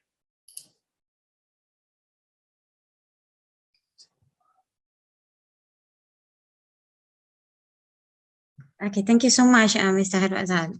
That's the KM tool by UMK, and I believe that every libraries. I'm talking in the perspective of library we have come up with, tools for our organization. In IIUM, we have KM portal to have for as a sharing platform, ideas from the lecturers, and we keep in the KM portal. Well, we have and the last round. So wrapping up, I would say that there's many ways. Okay, there's many ways of to implement KM. What we need to do is to identify what we need and the objective of having the KM. So I guess when we have that, then we just move it. Okay.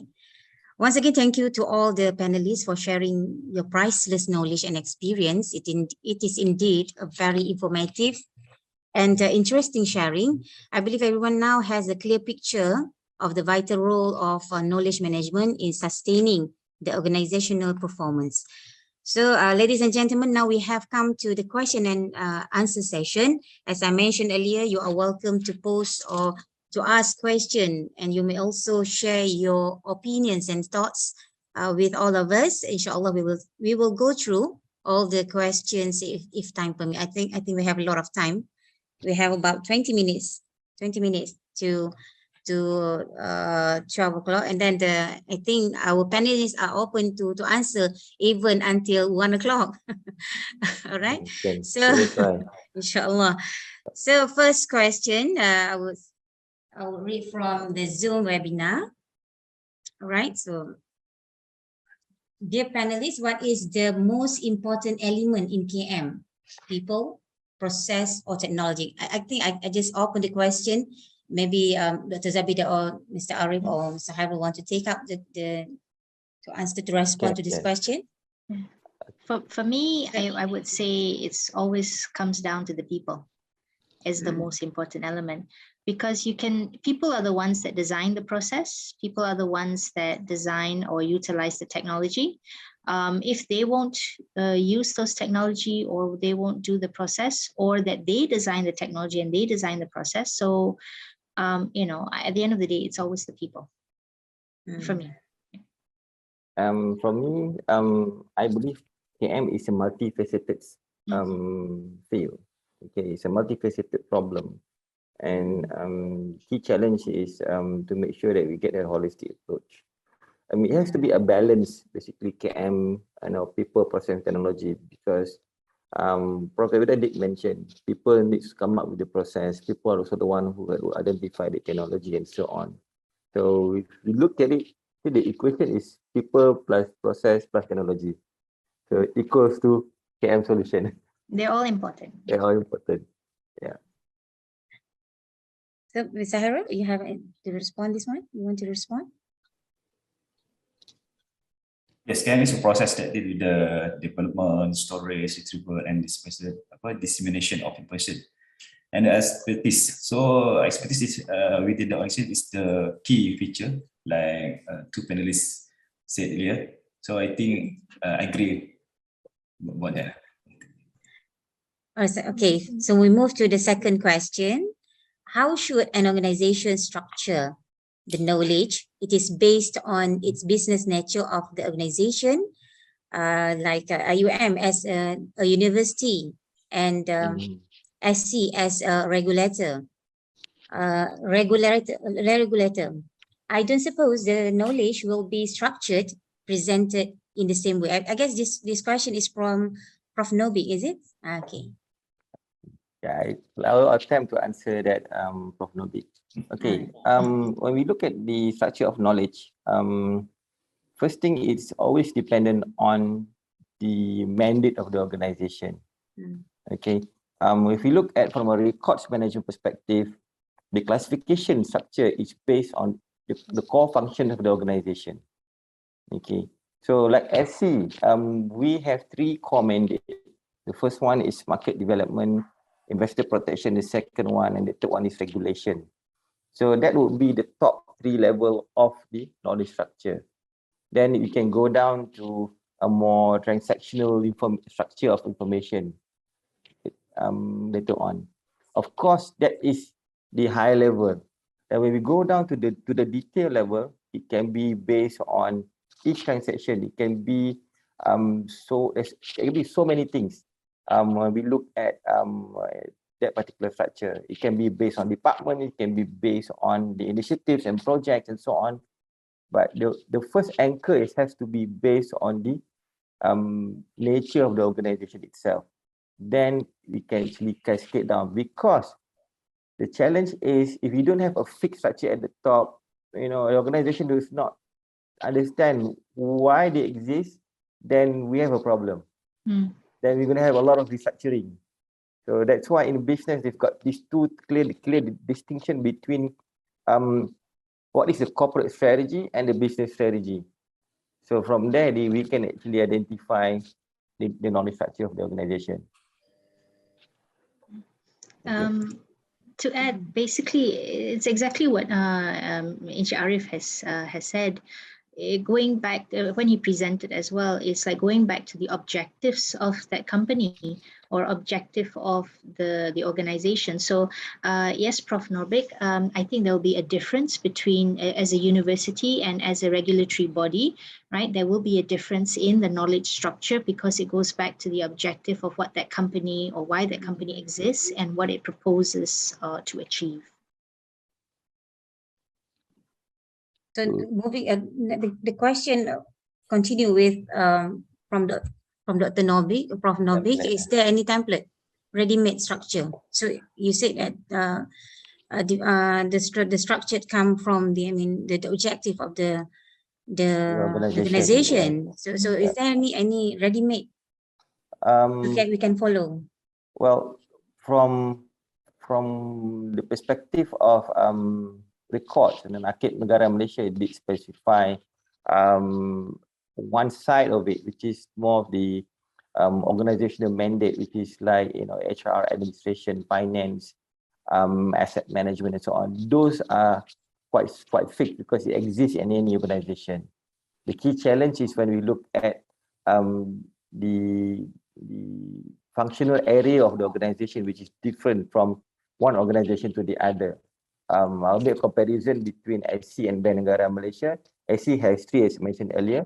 Bank Negara has financial stability, and then the financial stability and the economic stability. So they have and balance payment. So they have a different function altogether. So it will not be a straight template, but for the basic, the core administration part, there is a template that we can follow.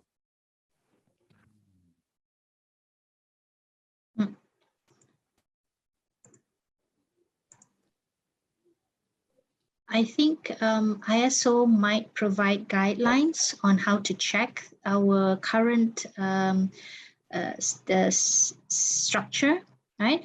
I don't think there might be any ready-made structure to follow because different, like Mr. Arief has said, different organizations have different mandates. So we would have to come up with our own structure, but we can double check the structure we have with certain guidelines proposed. And as Mr. Arief said, sometimes in terms of the financial departments, there's already check and balance designed by certain authorities. So those would have to be followed or integrated into the structure. All right. So can we move to another question? So I've mentioned about Madam Masita, from a question from Madam Masita Abdul Rahman. How do we ensure that KL is not mixed up with data management? Okay. I will attempt to answer that. Well, actually, knowledge management and data management can be seen as two separate things. Yet there are overlappings between the two, because when we look at knowledge, as I mentioned earlier, data is the structured knowledge, whereas the other part, the records, documents, information, is in the unstructured domain. What that brings the two together is when we try to make sense of data and the stories of that particular data, what is the data is talking about. So the work involved in terms of taxonomy, ontology, also go in line with the data management team. And in data management, there's a lot of things that includes like work on data governance, which also works together with KM, because when we wanted to identify the structure of the data, it has to be meaningful in line with the organizational structure and also functions and so on. So when we do the knowledge audit, we will be able to identify the, I would say, the overall population of data and also information. Then data management can take that into, let's say, into, for instance, governance part, who is the owner of this particular data? What is the data stewardship? Then how do we clean that particular data? So KM and data management can work together. If not, then we then reinforce back the silo, and then things will not go well when we do our business later on. That's my take on that. Thank you. For me, I think to simplify things, my understanding is data management is trying to manage the data in a systematic way. With knowledge management is we try to make sense of that data for decision making, right? So again, also, how do we get that data? What do we understand from it? What can we build on that? And how do we apply it to make our work processes easier and faster? I'm just going to show you a slide, right? Just 1 minute, right? So this one is basically, you might be able to see like the difference between data, information, knowledge, insight, and wisdom. So data are just these random facts. So with data management, we are trying to systemize, I suppose, put in structure this data. Information basically tries to make sense of that data, right? Adds a little bit of value. Knowledge adds the understanding, right, to that information. Like, what is that information about and how is it linked to each other? Insight shows that there's a connection between one knowledge to another knowledge, and wisdom, through years of experience, will try and find the shortest way of understanding something, basically the right thing at the right time and how to apply it. Right? So that's the difference between data management and knowledge management. Data management, you are managing the tangible asset, I would say, right? And then knowledge management is trying to make sense of that data. Okay. So we clear about that, the differentiation between data and also KM. So there's a question from participant in our Zoom. We have two questions. And the first question, I would like to direct the question to Mr. Hairuladzhar. What is the major component to prioritize the kickstart KM in organization? Okay, what is the component in this question? Okay, thank you. So I think for someone, we need to perform a knowledge asset audit first to identify what the knowledge is available in the institution, and then we can organize the knowledge based on the important, from the most important to the least important. I think that's the first thing needs to do when to implementing KM. Okay.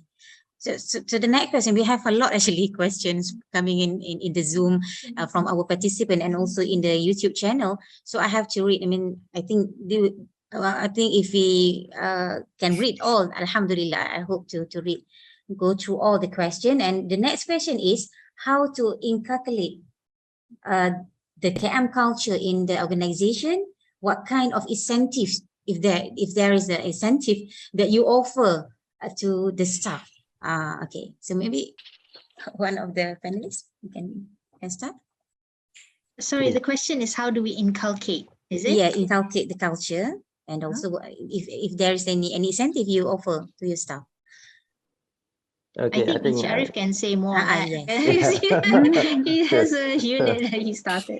Okay, I'll take my experience in the SC. Firstly, to inculcate the culture,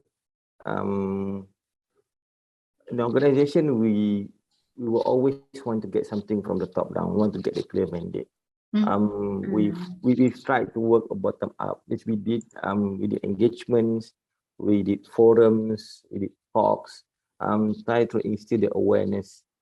It is always that when people do aware and they have the desire to actually want to do it. The key challenge in the organization is that everybody has their own specific role.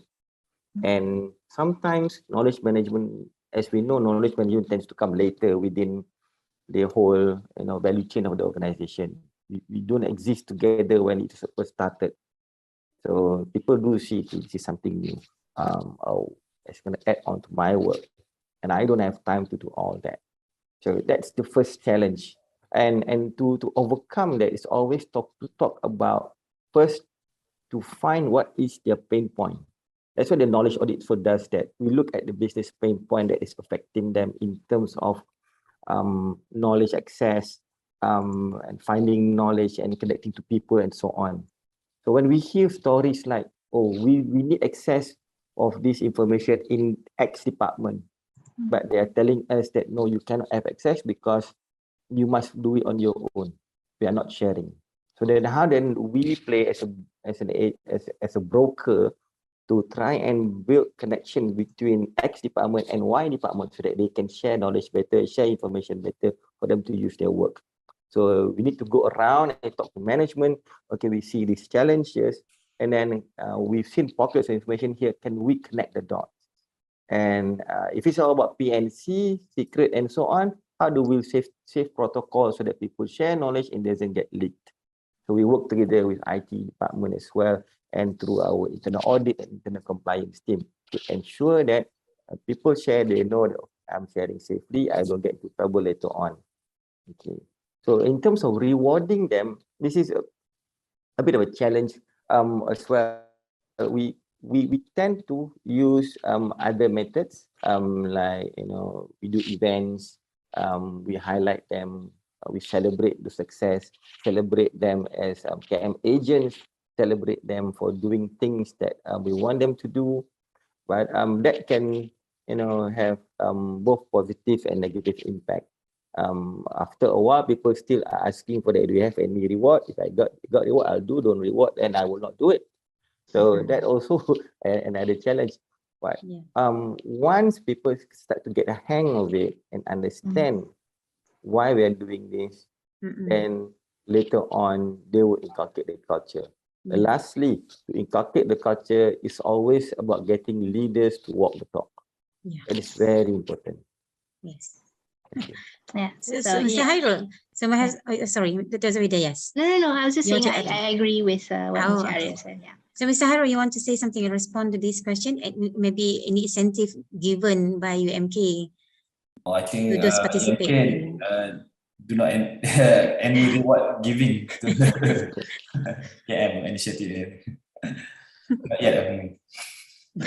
I think to, like, for example, to inculcate culture, it won't happen overnight. It will take time. And again, when we start hearing maybe success stories in different units, right, that might slowly inspire more and more units to do the same. And again, incentives are, like Mr. Arief said, it's very challenging to determine. But I think, like, for example, in our university, we have awards ceremonies for best units, for most efficient unit, or let's say customer service unit, the unit with the, customer service award and things, as perhaps voted by their customers. And I think in that sense, then when they win these awards, that will again become an incentive back. So it's a rolling, continuous thing, I think. Yeah, I agree with that. So next question from Mr. Abdullah Sadiq or Dr. Abdullah Sadiq. What are the most famous theories in measuring knowledge sharing in particular, or please explain the relationship between knowledge sharing and related variables? Oh, theories. Theories. Okay. Normally in knowledge sharing or research and knowledge sharing, we tend to use more on behavioral studies. For example, theory of planned behavior, or even the social exchange theory, right? To determine the, not so much measuring the knowledge sharing, but because we measure the behavior, right, of people sharing knowledge in particular. And the relationship between knowledge sharing and related variables, it depends very much on the variables, and also what exactly you want to discover about the knowledge sharing perspective, and what are the variables, and is it going to be the independent or dependent variable. So there are certain theories. One of the theories in terms of knowledge conversion theory, right, by is what we call the Seichi model, the Nonaka and Takeuchi, right, that converts tacit knowledge to explicit knowledge, and then how people share knowledge through that, right? So there are certain theories, but it depends very much on what your perspective is. Dr. Abdullah. So we move to the next question from Mr. Azman Abdul Rahim. Yes, Doctor? Sorry, I think there's one question by Dr. Norita about the difference of you want practices. to read that? Yes, if that's okay. There are certain differences of knowledge management practices, success or failures in different countries, because it depends also very much on the culture of the people, whether they tend to be very collectivistic in nature or individualistic in nature, right? So the culture of the country will determine the practices that tend to be utilized more often. Yeah. So Madam Latifah, you can go on to the next. Yeah, okay. There's a lot of questions coming in. Yes, yes. Yeah. Okay. And then we have a question from Mr. Azman Abdul Rahim, or Dr.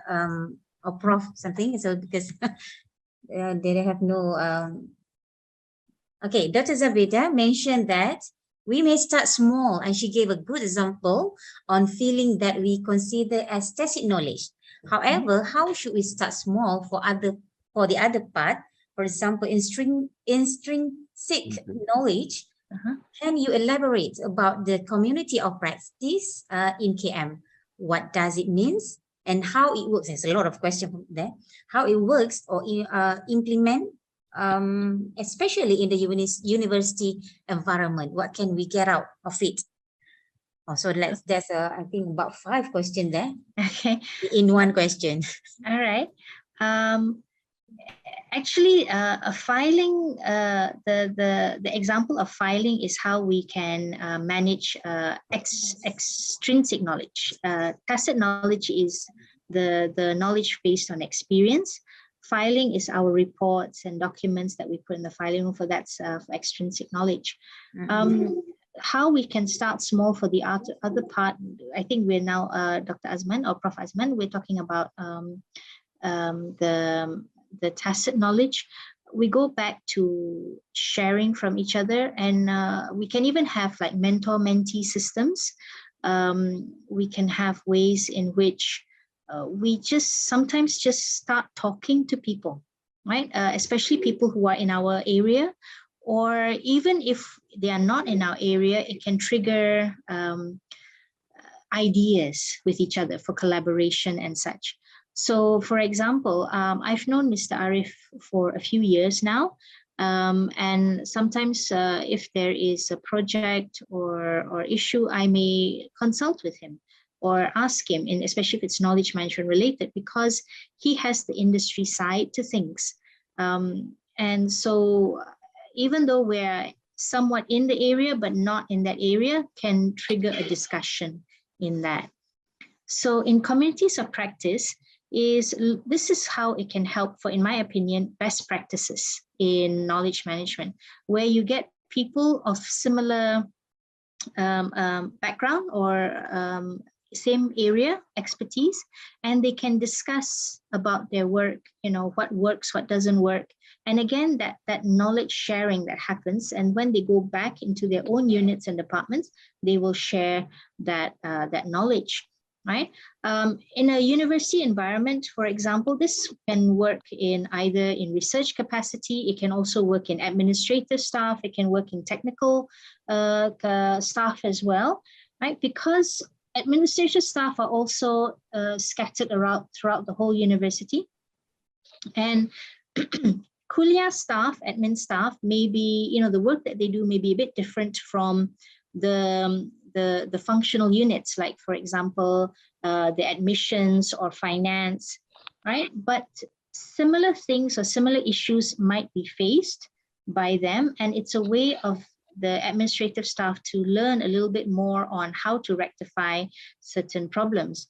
So, for example, administrative staff in one faculty, right, may experience similar problems as a person in another faculty, and that's how we can find ways in which they can help each other out as well. And what we can gain out of it is reduced time in solving problems, right? You can perhaps make better decisions and faster decisions, or even implement solutions that we know have worked before. Right, so I have that satisfy our participant. And then we have a question from a YouTube channel. I think that this question, I can direct to Mr. Hairuladzhar, because you are talking about tacit knowledge. So what is the best this is question from Madam Azna Zakaria. What is the best method to capture the tacit knowledge? Some people thinking having knowledge is like having power. So Mr. Hairuladzhar, over to you. I think this question is for Dr. Zabeda, because it's focused on the people. Yeah. Okay. Yeah. Please handle this. Okay, I try it. Okay, for me, how to tackle the tacit knowledge is we are since two years ago when the pandemic, we tend to do webinar, e-training and so on. That is the way we do to capture the tacit knowledge on the people. So I think that's the way we can use to capture all the tacit knowledge, because we very we worry that the stuff come and go, and tacit knowledge go with the people. Yes. So for example, in a library setting, right? The librarians, in my opinion, you have years of experience, right?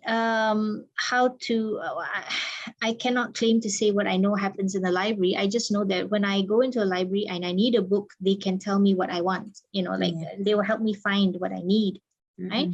So the background that what happens there, you have your systems, you have your procedures, you have your ways of managing all the documents, the books and things in there. But there are also things that which are not captured in any kind of system or policies or procedures and such, and that is the tacit knowledge. So in order to capture that is to change what you know into either a schedule, a Gantt chart, a workflow, right? A workflow to make it easier for, let's say, for example, a junior librarian, right? A junior staff that just joins the company or joins the unit. They can open the file, right? Look at a workflow, and they may be able to visually see what needs to be done on a daily basis or a weekly basis or a monthly basis, just developing that. And instead of having somebody tell them, what to do and how to do things, and for every new staff, tell them again and again, there's a file that you can just share and say, please look through these, look at the scheduling, look at your, workflows and stuff. So that's one way in which we can capture tacit knowledge, is to get experienced staff to develop something tangible, right? Something explicit, a document, a workflow, a chart, whatever it is, instructions, or in one case, what I asked somebody to do is to create frequently asked questions. Yes. Right? Because this unit, they get students coming in every new semester, and the students ask the same questions again and again, and the staff have to spend time answering. So I said, before the semester starts, why don't you compile, right? And recall what are the frequently asked questions, have it on the website or pin it up on the board, and then let the students read all that. And only at the bottom says, if you have any questions other than this, then come and ask the staff. So it saves time, right? So this is how you can also capture tacit to explicit knowledge. Yeah. May I add a bit? Yes, yes. From Sorry. our experience in the SC, we've done case studies, we've done documentation, we've done codification, getting people to write, and then I guess it goes back to the key challenge when people say, oh, this is too taxing, I've got so many things to do. Is there any other way? So we took the approach of conversational techniques, storytelling that Prof. Zabeda has mentioned. And then another method is called a fishbowl technique, whereby we get questions up front. Okay, we've got an expert, maybe from finance, and we ask his team members and one down below, what are the things that you want to know from your head of department?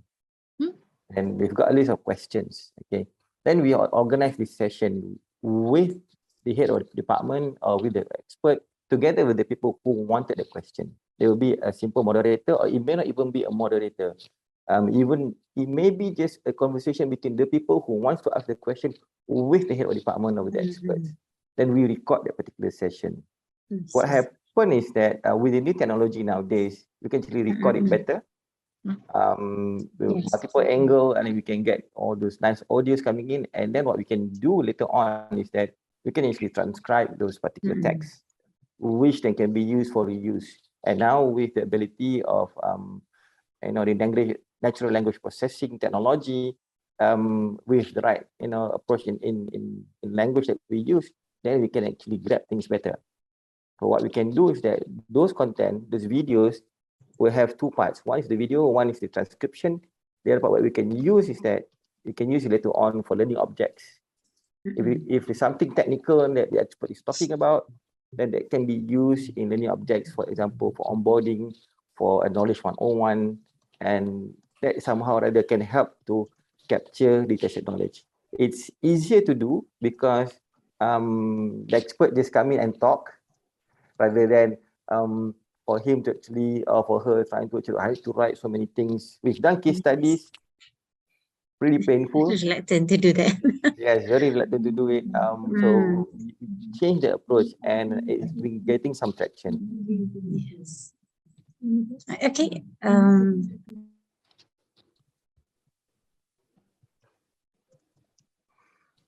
I muted. So from Madam Yusrina Abu Akar, we have a question from our acting chief librarian. So are there any differences between KM in a corporation organization and academic organization like a university? Will the focus be different? I think maybe we start with Mr. Arief. Well, it always goes down to what is your business pain point? What is hurting you the most?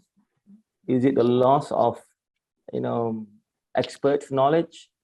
Is it the inability to recall past knowledge? Is it the challenge of we keep on repeating the same problem over and over again, which means we are not learning from past incidences? So it all depends on that particular questions. This is what makes, for me, knowledge management is so agile, and it's so flexible, and it's purposeful, because we really need to know what is the problem. But the same problem occurs and happens in every organization. It's the same thing. In SC, sometimes we also can't remember, what was the decision made last time? 10 years back. Who actually wrote it? Or we couldn't find it. Where's the minutes of the meeting? It's in the file somewhere, level, LG5. LG5, okay. So, it's the same problem. And then sometimes we keep on repeating the same mistake. Kan kita pernah kena this problem before? Yeah, what? How? So it's the same problem. So for me, knowledge management, it's more or less the same. That's why we can come up, the experts do actually come up with that particular standard. But again, how do we use it depends on the pain that we are facing. Dr. Zabeda, would you like to respond to that question? I think this goes back also to the question that Prof. Norbik had asked, right?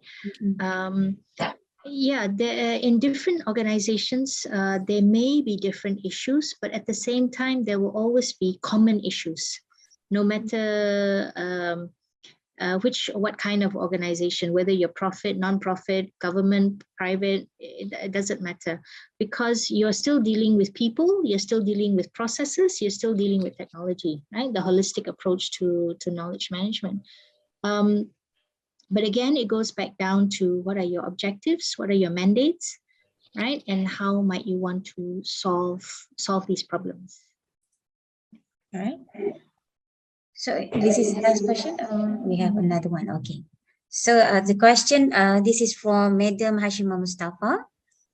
How do you know when you are making progress with your KM implementation? Okay, I think Mr. Hairuladzhar, you want to start with this to respond to this? Yeah, actually, I want to conclude this matter with this kind of measurement, because in my knowledge, there is no other method of measuring the success of KM in the organization. So maybe we need to look at this to assess where the status of the KM is in each organization that implement knowledge management. The assessment is not to compete between the institution, but as a method to assess where we are now and what we need to do next. I think.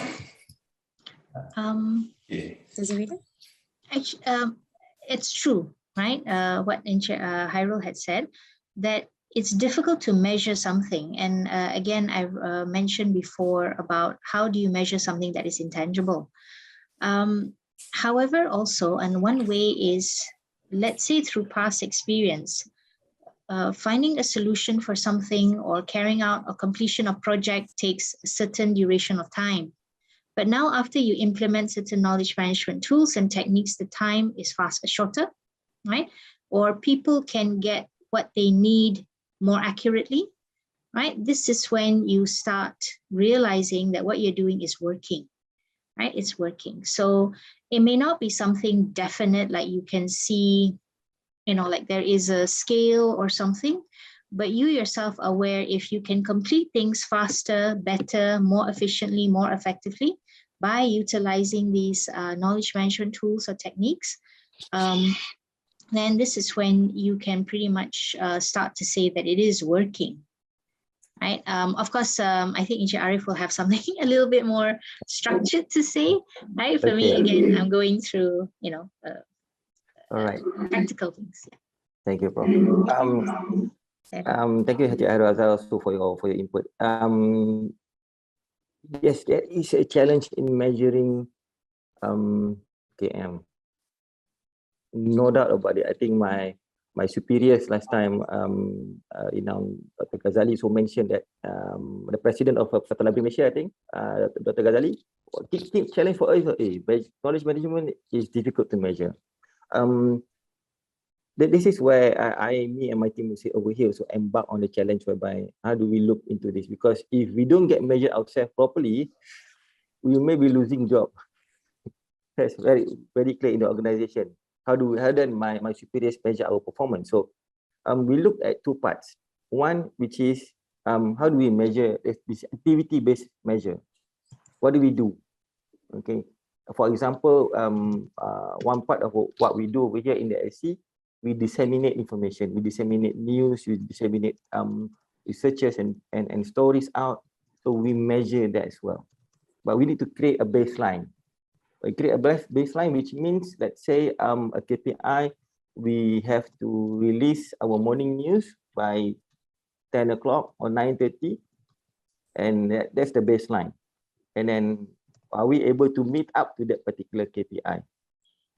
But then there's also this outcome-based measure. For instance, how do we impact other departments, achievement? Have we able to reduce their turnaround time for certain projects or initiatives? Are we able to basically help them to deliver their work? So I quote one of my colleagues from the US, Brad Patton said, it's about us helping you to do what you do better. If the department can tell us back, oh, you have helped us better in terms of this and that, then we can take it as a measure. So it is not a direct science to it. So what I can say is that you really need to work on the measurement bit quite a lot, but one way of what we're currently going to go and do now is to use the balanced scorecard approach. Okay, a balanced scorecard approach has 4 components: looking at growth, then looking at internal processes, what we do, and then to look at how we spend our money, our budget, and then how we work well with our stakeholders. So the stakeholders part usually is what we focus on. It's number 1. Budget-wise, it's quite straightforward. We don't manage finances, but we manage our own budget. In terms of learning and growth, is how we develop our people, learning and development. And internal process, how we make sure that our internal process are continuously updated. So the feedback from our stakeholders or our customers are very important, because in the organization, knowledge management has this role of serving the line departments. So customer feedback, surveys at the end of the year or half yearly can give us a sense whether are we helping them well in delivering their work or not. Yeah, yes. That's a very fruitful input by all the panelists, actually. So we have 2 questions, but one question has been the same question goes to Mr.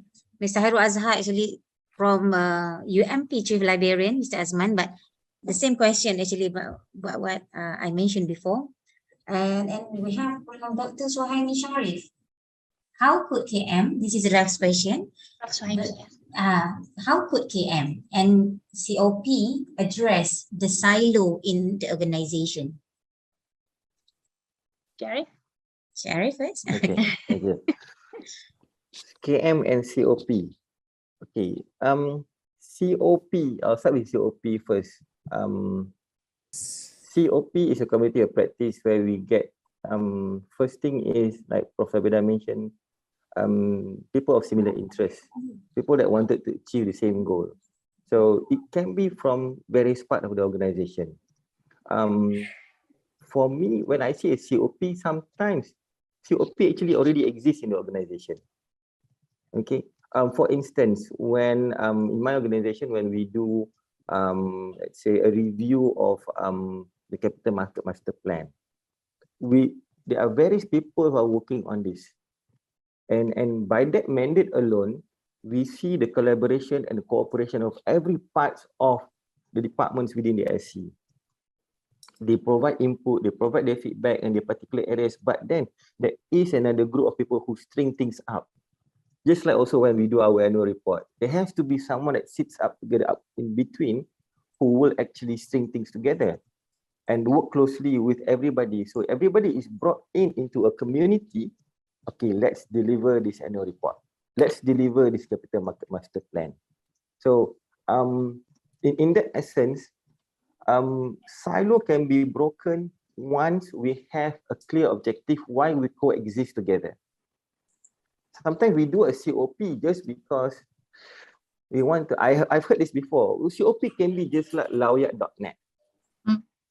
Everything is there, we put everything. But then when we see a lawyat.net, well, it's a lot of things, but people go in and out to get information. Some are good information, some are really You don't want even to know what they are talking about inside there. So it all depends on the purpose itself and how we shape the community. And when we look at the theories of it, people actually leave, come and go from the community. The tendency for us in organization, we tend to formalize the community, but community actually is an informal community which can exist and then it can also dies off, just like that. And it all depends based on the objective.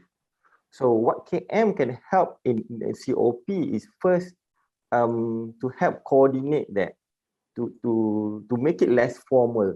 The tendency to creating a formal community, it then becomes a project team. When it comes to project team, that can be also a COP. It will also have an end.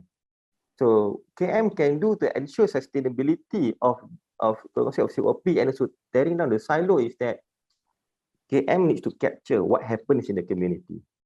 What were the discussion? What was mentioned? Take it down, capture it, put it into a document, and later on identify who are the experts inside there. What were they talking about into one particular file, and later on we can do a lessons learned on this. Once they see the feedback, how it is being used later in the future, then they will say, okay, this is how things should be, and we can get more buy-in from people to look at into this concept, and then from there perhaps people would have a different eye on COP, and silo can be reduced. Silo cannot go zero, definitely. It cannot go zero. It will always exist. It's just to what level of extreme it is. Sometimes if it's too extreme, the silo, it will dampen the organization. Thank you.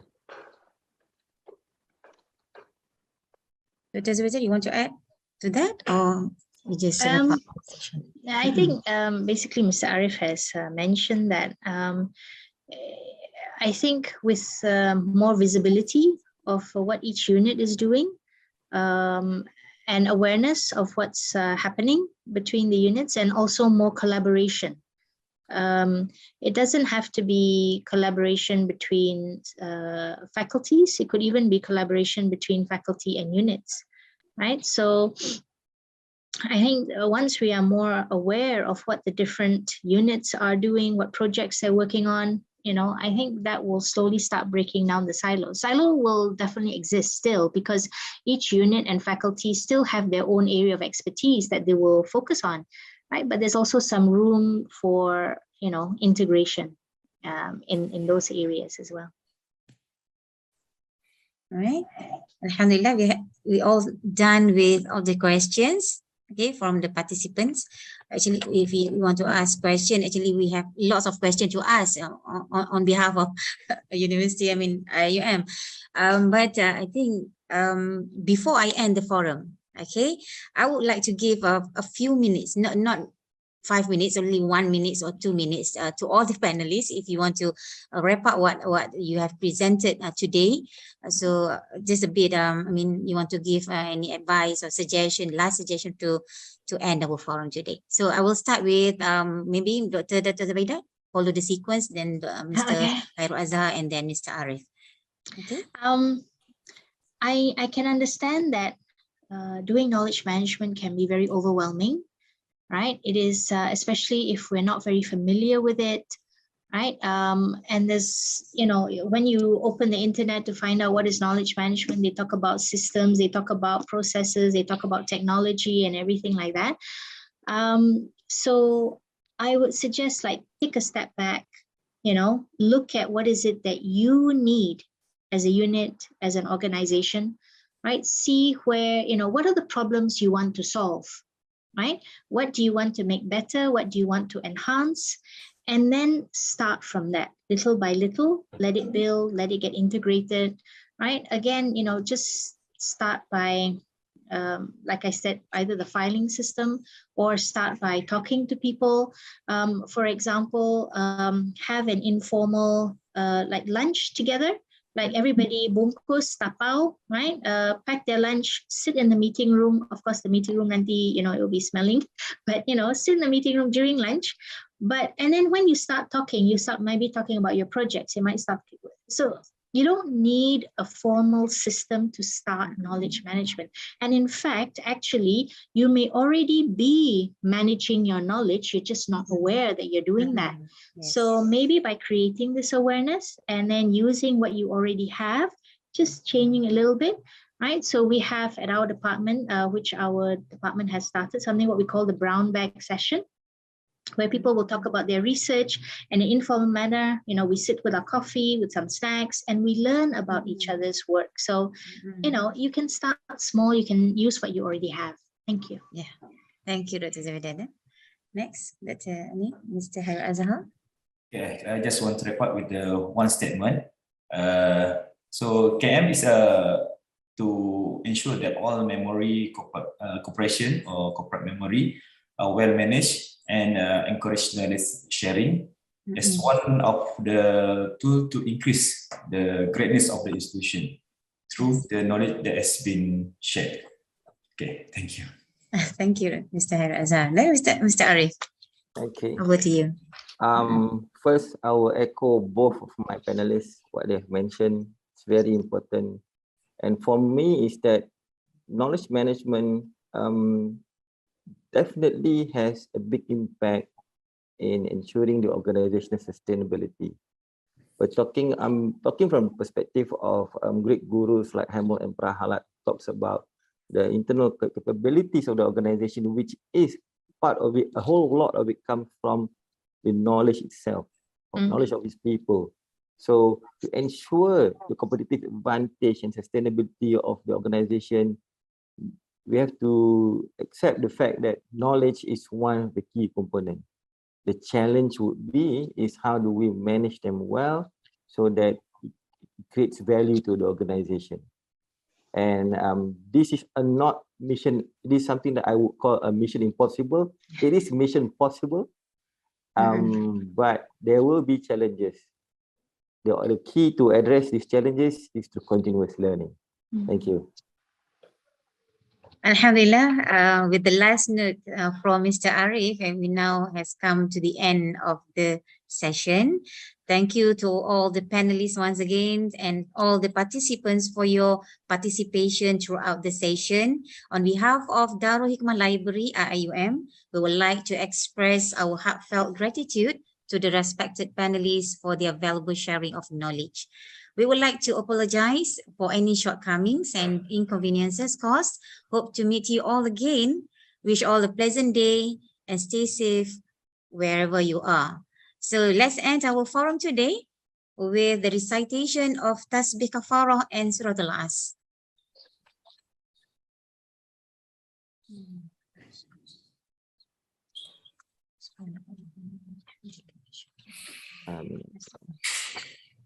With that, wabillahi taufiq wal hidayah. Wassalamualaikum warahmatullahi ta'ala wabarakatuh. Salam.